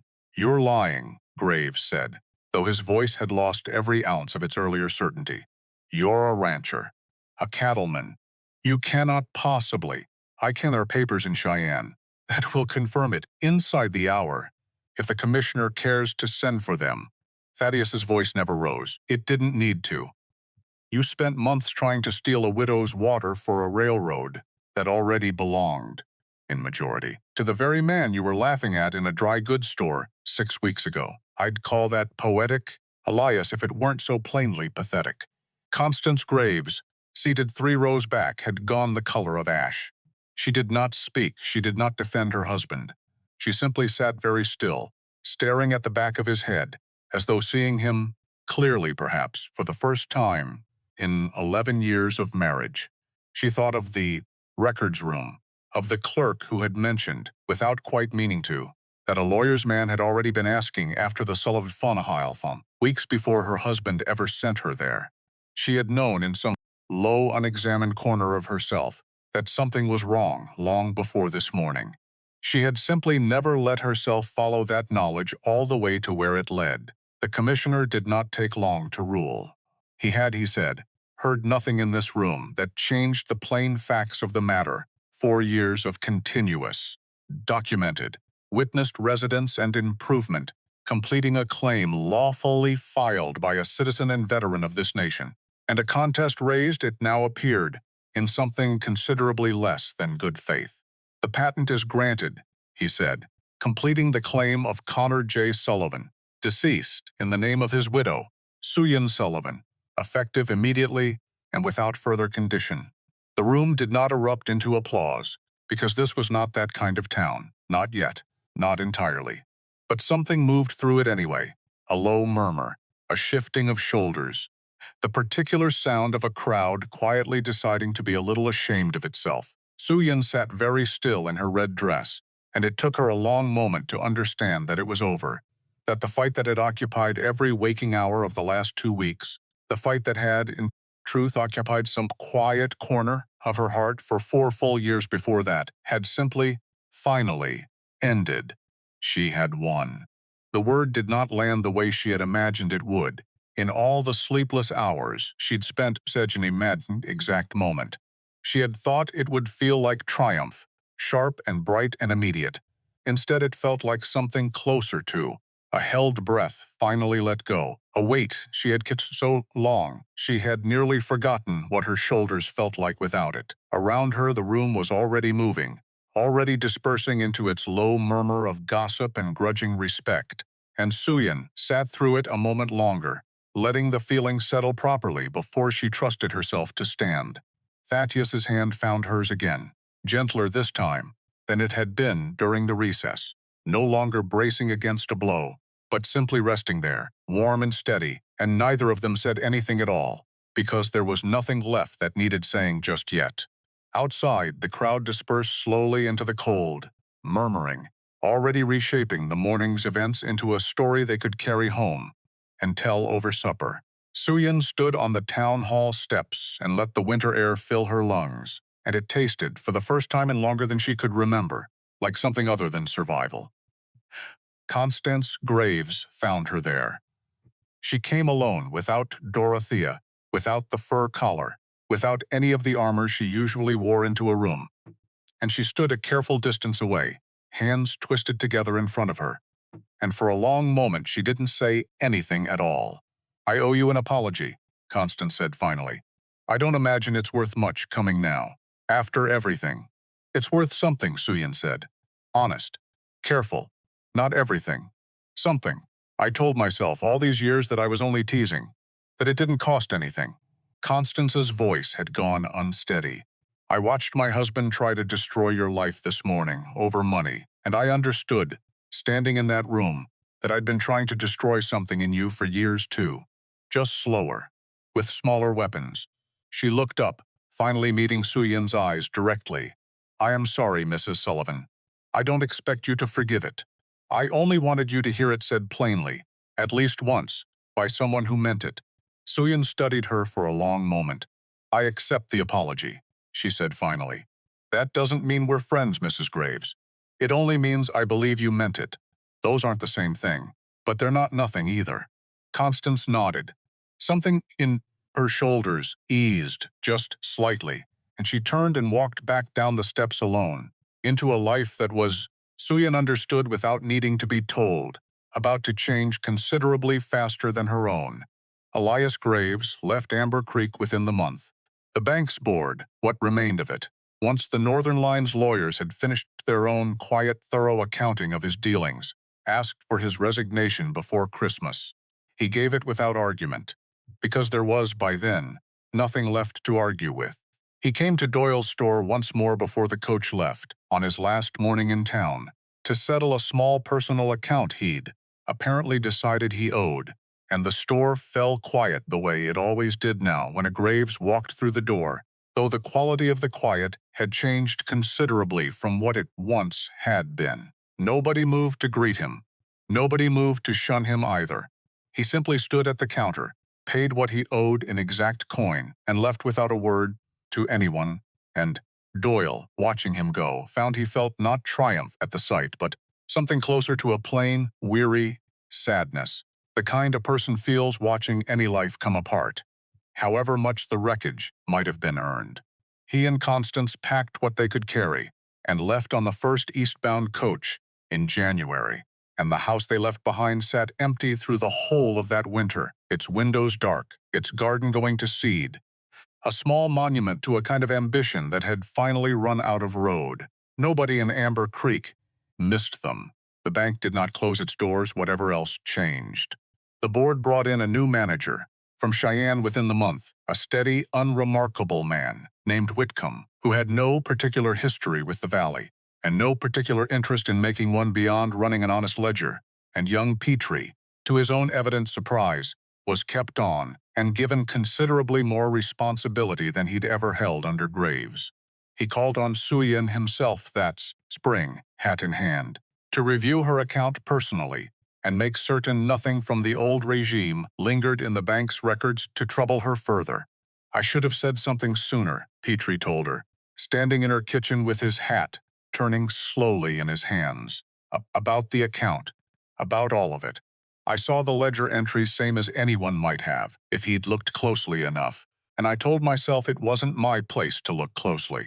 You told Mr. Calloway the truth when he asked for it, Suyin said. That took more courage than you're giving yourself credit for. Not everyone in this town managed even that much when it counted. Petrie seemed to turn that over a moment, and something in his young face eased. The particular relief of a person given permission to stop apologizing for a mistake that had, in the end, never actually been his to carry. Suyin walked into Doyle's store the following week for the first time since the hearing, and found the room considerably quieter than she remembered it being on any of her previous visits. Not the guarded, careful quiet of 4 years of tolerance, but something closer to uncertainty, as though the town had not yet decided what shape its new manners toward her ought to take. Dorothea Pratt was there, at the fabric counter of all places, and she went very still when she saw who had come through the door. Mrs. Sullivan, Dorothea said, and there was none of the old sharpness in it, only a kind of careful, brittle politeness that Suyin found, to her own surprise, almost harder to bear than the cruelty had been. Cruelty, at least, had never required her to guess at what came next. Mrs. Pratt, I heard the hearing went well for you. It did. Dorothea's hands twisted together in front of her, and for a moment, Suyin thought she might simply excuse herself and leave, the way half the town seemed inclined to do these days, rather than risk saying the wrong thing to a woman they had spent 4 years saying the wrong thing to without a second thought. Instead, Dorothea surprised her. I laughed at you, Dorothea said, low, quick, as though she needed to get the words out before she lost her nerve entirely. That morning. About the dress. I want you to know I've thought on it more than I care to admit since, and I'm not proud of the woman I was that day. I won't ask you to think better of me for saying so. I only wanted it said. Suyin studied her a long moment. Thank you for saying it, she said finally. That's more than most people manage. It was not forgiveness, not exactly, and both women seemed to understand that plainly enough. But it was something, a small crack of daylight in a wall that had stood unbroken for 4 long years, and Suyin found, walking back out into the cold afternoon with her thread and her flower, that she did not begrudge the town its slow, uncertain shuffle toward decency. It had taken her 4 years to build a life sturdy enough to survive without their approval.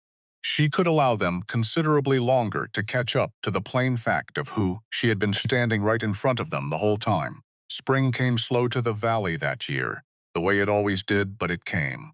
The Northern Line survey crews arrived in April, and true to the word Thaddeus had given at that hearing, the pipe they laid to carry water from Suyin's Creek toward The new rail line was set with care, well clear of her pastures, her garden. The small stand of cottonwoods Connor had planted their first summer on the land. Suyin signed the water rights lease herself, in Cheyenne, at the Northern Line's own offices, with Whitfield standing beside her not as her lawyer, this time, but simply as a witness to the signing. Thaddeus had offered more than once to arrange the whole matter quietly on her behalf, draw up the papers, handle the negotiation, spare her the 2-day journey, and the formal, unfamiliar rooms of a railway company's business office. She had refused, every time, with the same patient firmness. "I fought for that land myself," she told him the week before the signing. "I'll sign for its water myself, too. You can ride along if you'd like the company. But this part isn't yours to carry. For me, Thaddeus, some debts a person needs to pay off with her own hand, or they don't feel like they've been paid at all." He had looked at her a long moment, and something in his face pride, she would understand later, though it took her a while to name it correctly, had settled into something quiet and sure. $600 a year, he said. "That's the going rate the Northern Line's paying for creek access along this stretch. Don't let them talk you down from it. I know the books. I know exactly what that water's worth to them. I know what it's worth to me too," Suyin said. "That's the number I'll be signing for." The lease was $600 a year, exactly as he'd said, and it was, by any honest measure, a fortune enough to fix the porch that had sagged on one side since before Connor died, enough to hire help for the sewing trade that had, in the wake of the hearing, grown considerably busier than one pair of hands could manage alone. Enough finally for Suyin Sullivan to stop measuring every winter by how close it came to taking everything from her. She hired 2 women from a neighboring valley to help with the mending trade that spring, and a third not long after, a quiet, capable widow named Li Fen, who had come out from Cheyenne looking for steadier work than the laundry there could offer her. Suyin paid them fair wages, same as Thaddeus had once offered her, and found, to her quiet surprise, that there was a particular satisfaction in being the one who got to offer that kind of steadiness to somebody else for a change. Li Fen struggled, in her first weeks, with the ledger, the same struggle Suyin remembered from her own first hard year, sums that refused to balance. The particular exhaustion of trying to run a business on instinct alone, because no one had ever bothered to teach her otherwise. Suyin sat with her at the kitchen table one evening, the same table where so much of the last year's fight had unfolded, and showed her, patient and unhurried, exactly the way Mrs. Okafor had once shown her, how to charge enough to survive, and not so much that people stopped coming, how to keep a column of numbers honest, even when the rest of the world had rarely bothered to be honest with her in return. "You didn't have to do this," Li Fen said, watching the numbers finally settle into neat, sensible rows. "I'd have muddled through eventually." "Muddling through cost me a year I didn't need to lose," Suyin said. "Somebody once did this for me when I had nobody else to ask. Seemed a poor use of the lesson if I only ever kept it for myself." Li Fen didn't answer, but she copied the ledger's method carefully into her own hand that evening, and came back the following week with her own accounts, balanced clean for the first time since she'd arrived in the valley, and Suyin found that watching her do it felt, in its own quiet way, like paying off a debt she hadn't known she was still carrying. By midsummer, the Sullivan homestead had become something it had never quite managed to be in Connor's lifetime, or in the 4 hard years after. Not merely a farm thriving on its own stubbornness, but a small, thriving trade with a name people said with respect instead of pity. Even Dorothea Pratt, of all people, sent her mending there now. And, though she never once apologized for the store, and never once acknowledged the winter morning she'd laughed loudest, she paid on time and paid fairly, and Suyin decided that was worth more, in the end, than any words Dorothea might have found to say. Thaddeus visited often, through that whole soft green spring. He never announced it as courtship, not directly, not with words, because both of them had learned, in their own separate ways, across their own separate griefs, that the kind of love worth having didn't need to be rushed into declaring itself. He would ride out most evenings after the ranch work was done, sit on the newly repaired porch with a cup of coffee, gone lukewarm, in his hands, and watch the light fall gold and slow across the pastures, while Suyin worked the last of the days mending in the chair beside him. They talked, some evenings. Other evenings, they simply sat, comfortable, in a silence that had taken both of them considerable time and considerable grief to learn how to share.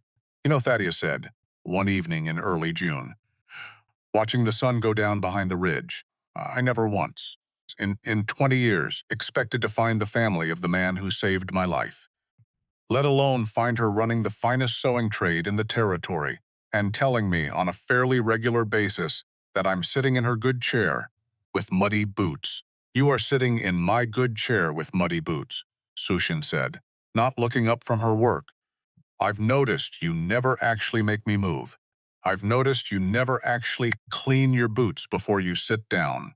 She glanced sideways at him, and there was something warm in it now, something that had grown slowly and osseously across a whole long winter and into this soft new spring.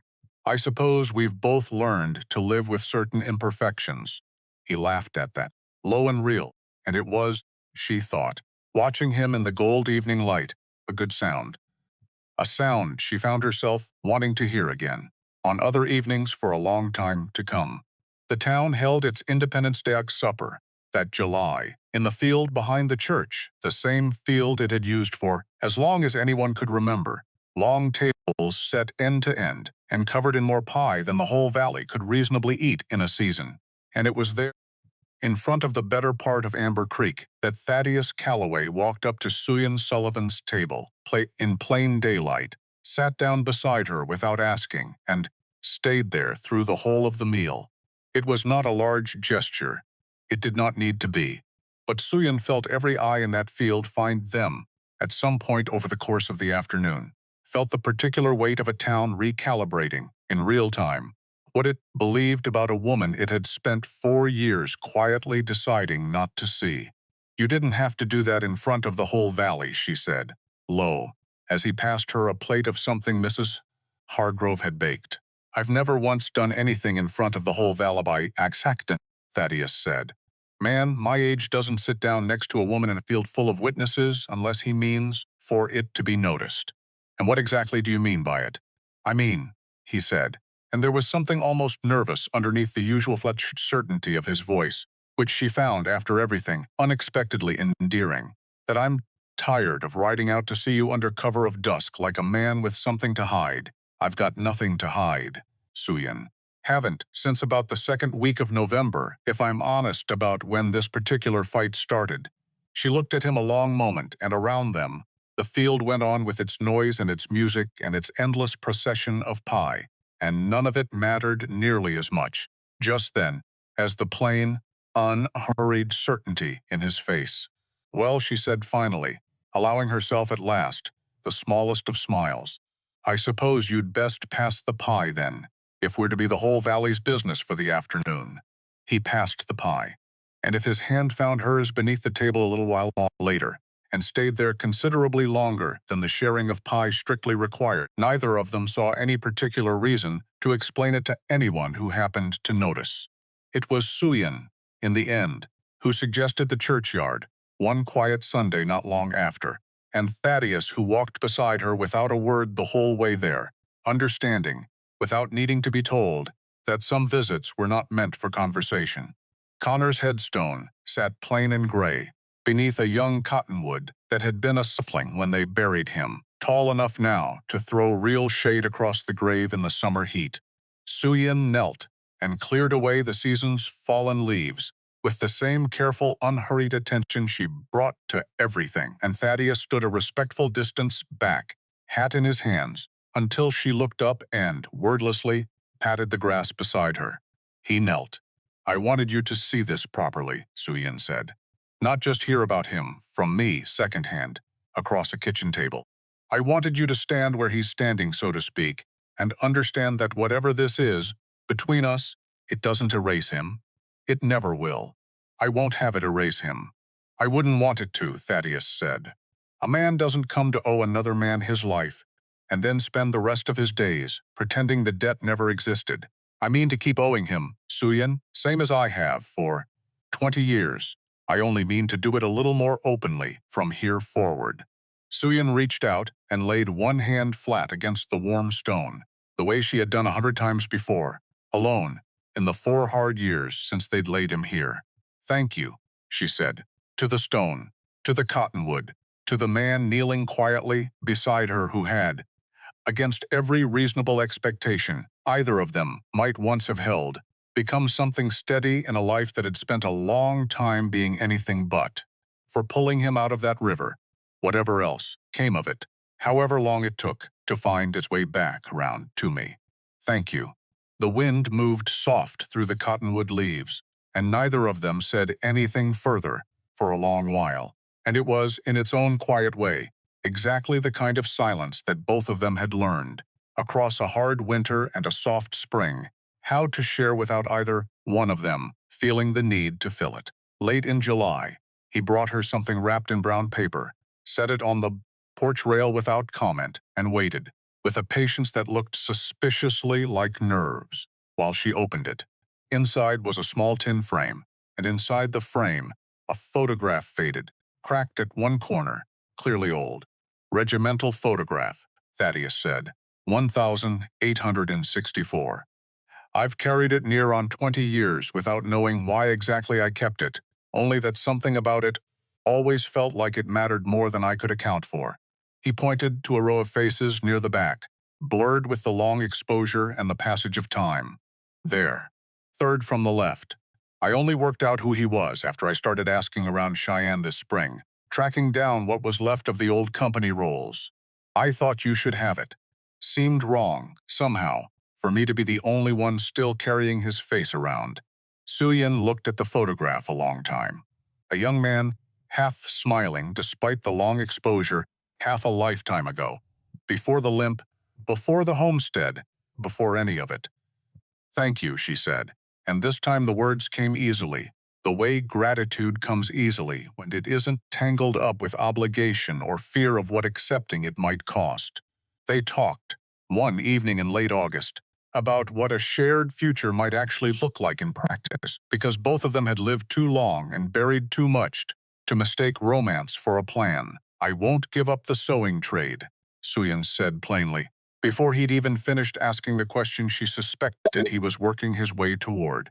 Whatever comes of this, whatever we decide to call it, I built that trade with my own 2 hands out of nothing, and I mean to keep building it, married or not. I'd never ask you to, Thaddeus said, and there was no hesitation in it at all, which told her more about his intentions than any amount of careful courting ever could have. Ironbrook's plenty large enough for a wife who keeps her own trade running alongside it. I'd sooner marry a woman who needs nothing from me than one who needs everything. Makes for better company in the evenings, I expect, when there's less obligation weighing down the conversation. And if I wanted to keep the homestead too, Suyin said. Not sell it. Not let it sit empty. Keep it as my own, separate from whatever we build together at Ironbrook. Then you'll keep it, Thaddeus said. It's Connor's land before it's anyone else's, and I'd not have you give up a single acre of what you fought that hard to hold on to. We can run cattle on it, or lease the far pasture, or let it sit fallow and simplicious Sundays, your choice entirely. I mean to be a husband, Suyin, not a landlord. She studied him a long moment in the fading evening light, this careful, unhurried man who had ridden into her life on nothing more than a stranger's cruelty and a bolt of red flannel, and found that she believed him completely. Well, she said finally, I suppose that settles the practical matters. The rest I expect we can work out as we go. I expect we can, Thaddeus agreed, and reached over to take her hand, and neither of them said anything further about it that evening, content to simply sit together as the light went gold and then gray and then finally dark over the pastures, 2 people who had each buried enough of their lives already to know exactly what was worth built slowly and carefully and built to last. She kept in the bottom of her trunk a small frayed scrap of gray wool from the dress she'd that first cold morning in Doyle's store kept it. The way she now kept the tin-framed photograph, The way she kept Connor's discharge papers, the way she kept the memory of a man pulling a stranger from a river 20 years before either of their lives had any reason to cross paths with the others. November came again, before either of them quite noticed it arriving, the way it does in a valley, where the seasons turn whether or not a person feels ready for them. A full year, almost to the week, since the wind had come down off the Laramie Range and rattled the tin roof of Doyle's store, since a spool of gray thread had sat cold and heavy in a widow's hand, while two well-fed women picked her apart over the price of a dress. The wind came down off the range that year too, the same as it always did, and rattled the same tin roof, and found the same cracks in the same walls. But the cold that had once felt like something to simply survive felt, this time, like something a person could stand in without flinching, and Suyin understood, walking into town for thread on a morning nearly identical to the one that had started all of it, that the difference was not in the weather at all. It had never been in the weather. Doyle greeted her with the same small nod he always gave her now, except it had long since stopped being careful, and had become instead something closer to simple friendliness, the kind he offered anyone who walked regularly through his door. "Gray thread," Suyin said, "and black, if you have it." "Got both," Doyle said, already reaching for the shelf. "Fine bolt of blue wool came in yesterday, if you're looking for something warmer than thread." I set a length aside. "Thought it might suit you." "Did you now?" Man learns a thing or two, running a store, 4 years, next to a woman. "With your eye for color," Doyle said, and there was nothing careful in it at all. Only the plain, unremarkable warmth of a shopkeeper who had, somewhere in the last 12 months, simply stopped keeping her at arm's length. She was still standing at the counter, turning the blue wool over in her hands, when the bell over the door rang again, and this time it was Thaddeus who came through it, snow melting off his hat brim exactly the way it had the first time she'd ever laid eyes on him, though nothing else about the moment carried any resemblance to that one at all. "Mrs. Sullivan," he said, with the same grave courtesy he'd used that first afternoon, and there was enough of a private joke buried in the formality that she had to fight down a smile. "Mr. Calloway, I hear there's fine blue wool come in from Cheyenne." "There is." "I'll take the whole bolt," he said, and Doyle, behind the counter, laughed outright, because by now half the towns knew the story of that first bolt of red flannel well enough to recognize when it was being gently, deliberately repeated. "You'll do no such thing," Suyin said. "I've already claimed it." "Have you?" "I have. You're welcome to buy your own fabric, Mr. Calloway, same as any other customer in this store." "Seems a poor tradition to break," Thaddeus said, given how well the first one turned out.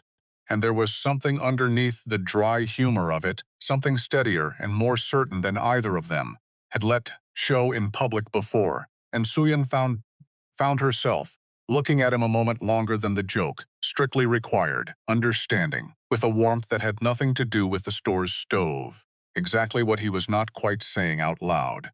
They walked out together into the cold afternoon, the blue wool wrapped in brown paper under her arm, and the wind came down off the Laramie Range exactly the way it had a year before, rattling the same tin roofs, finding the same cracks in the same walls.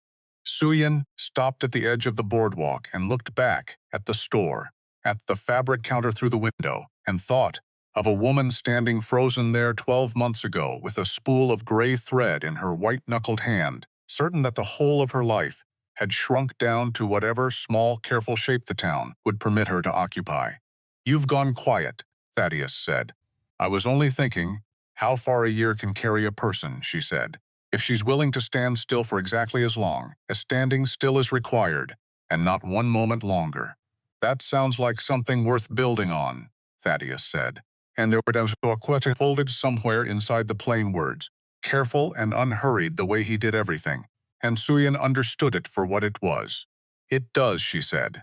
"I find I'm no longer opposed to the idea. Whenever you're ready to ask it properly, Thaddeus Calloway, I expect you'll find the answer waiting."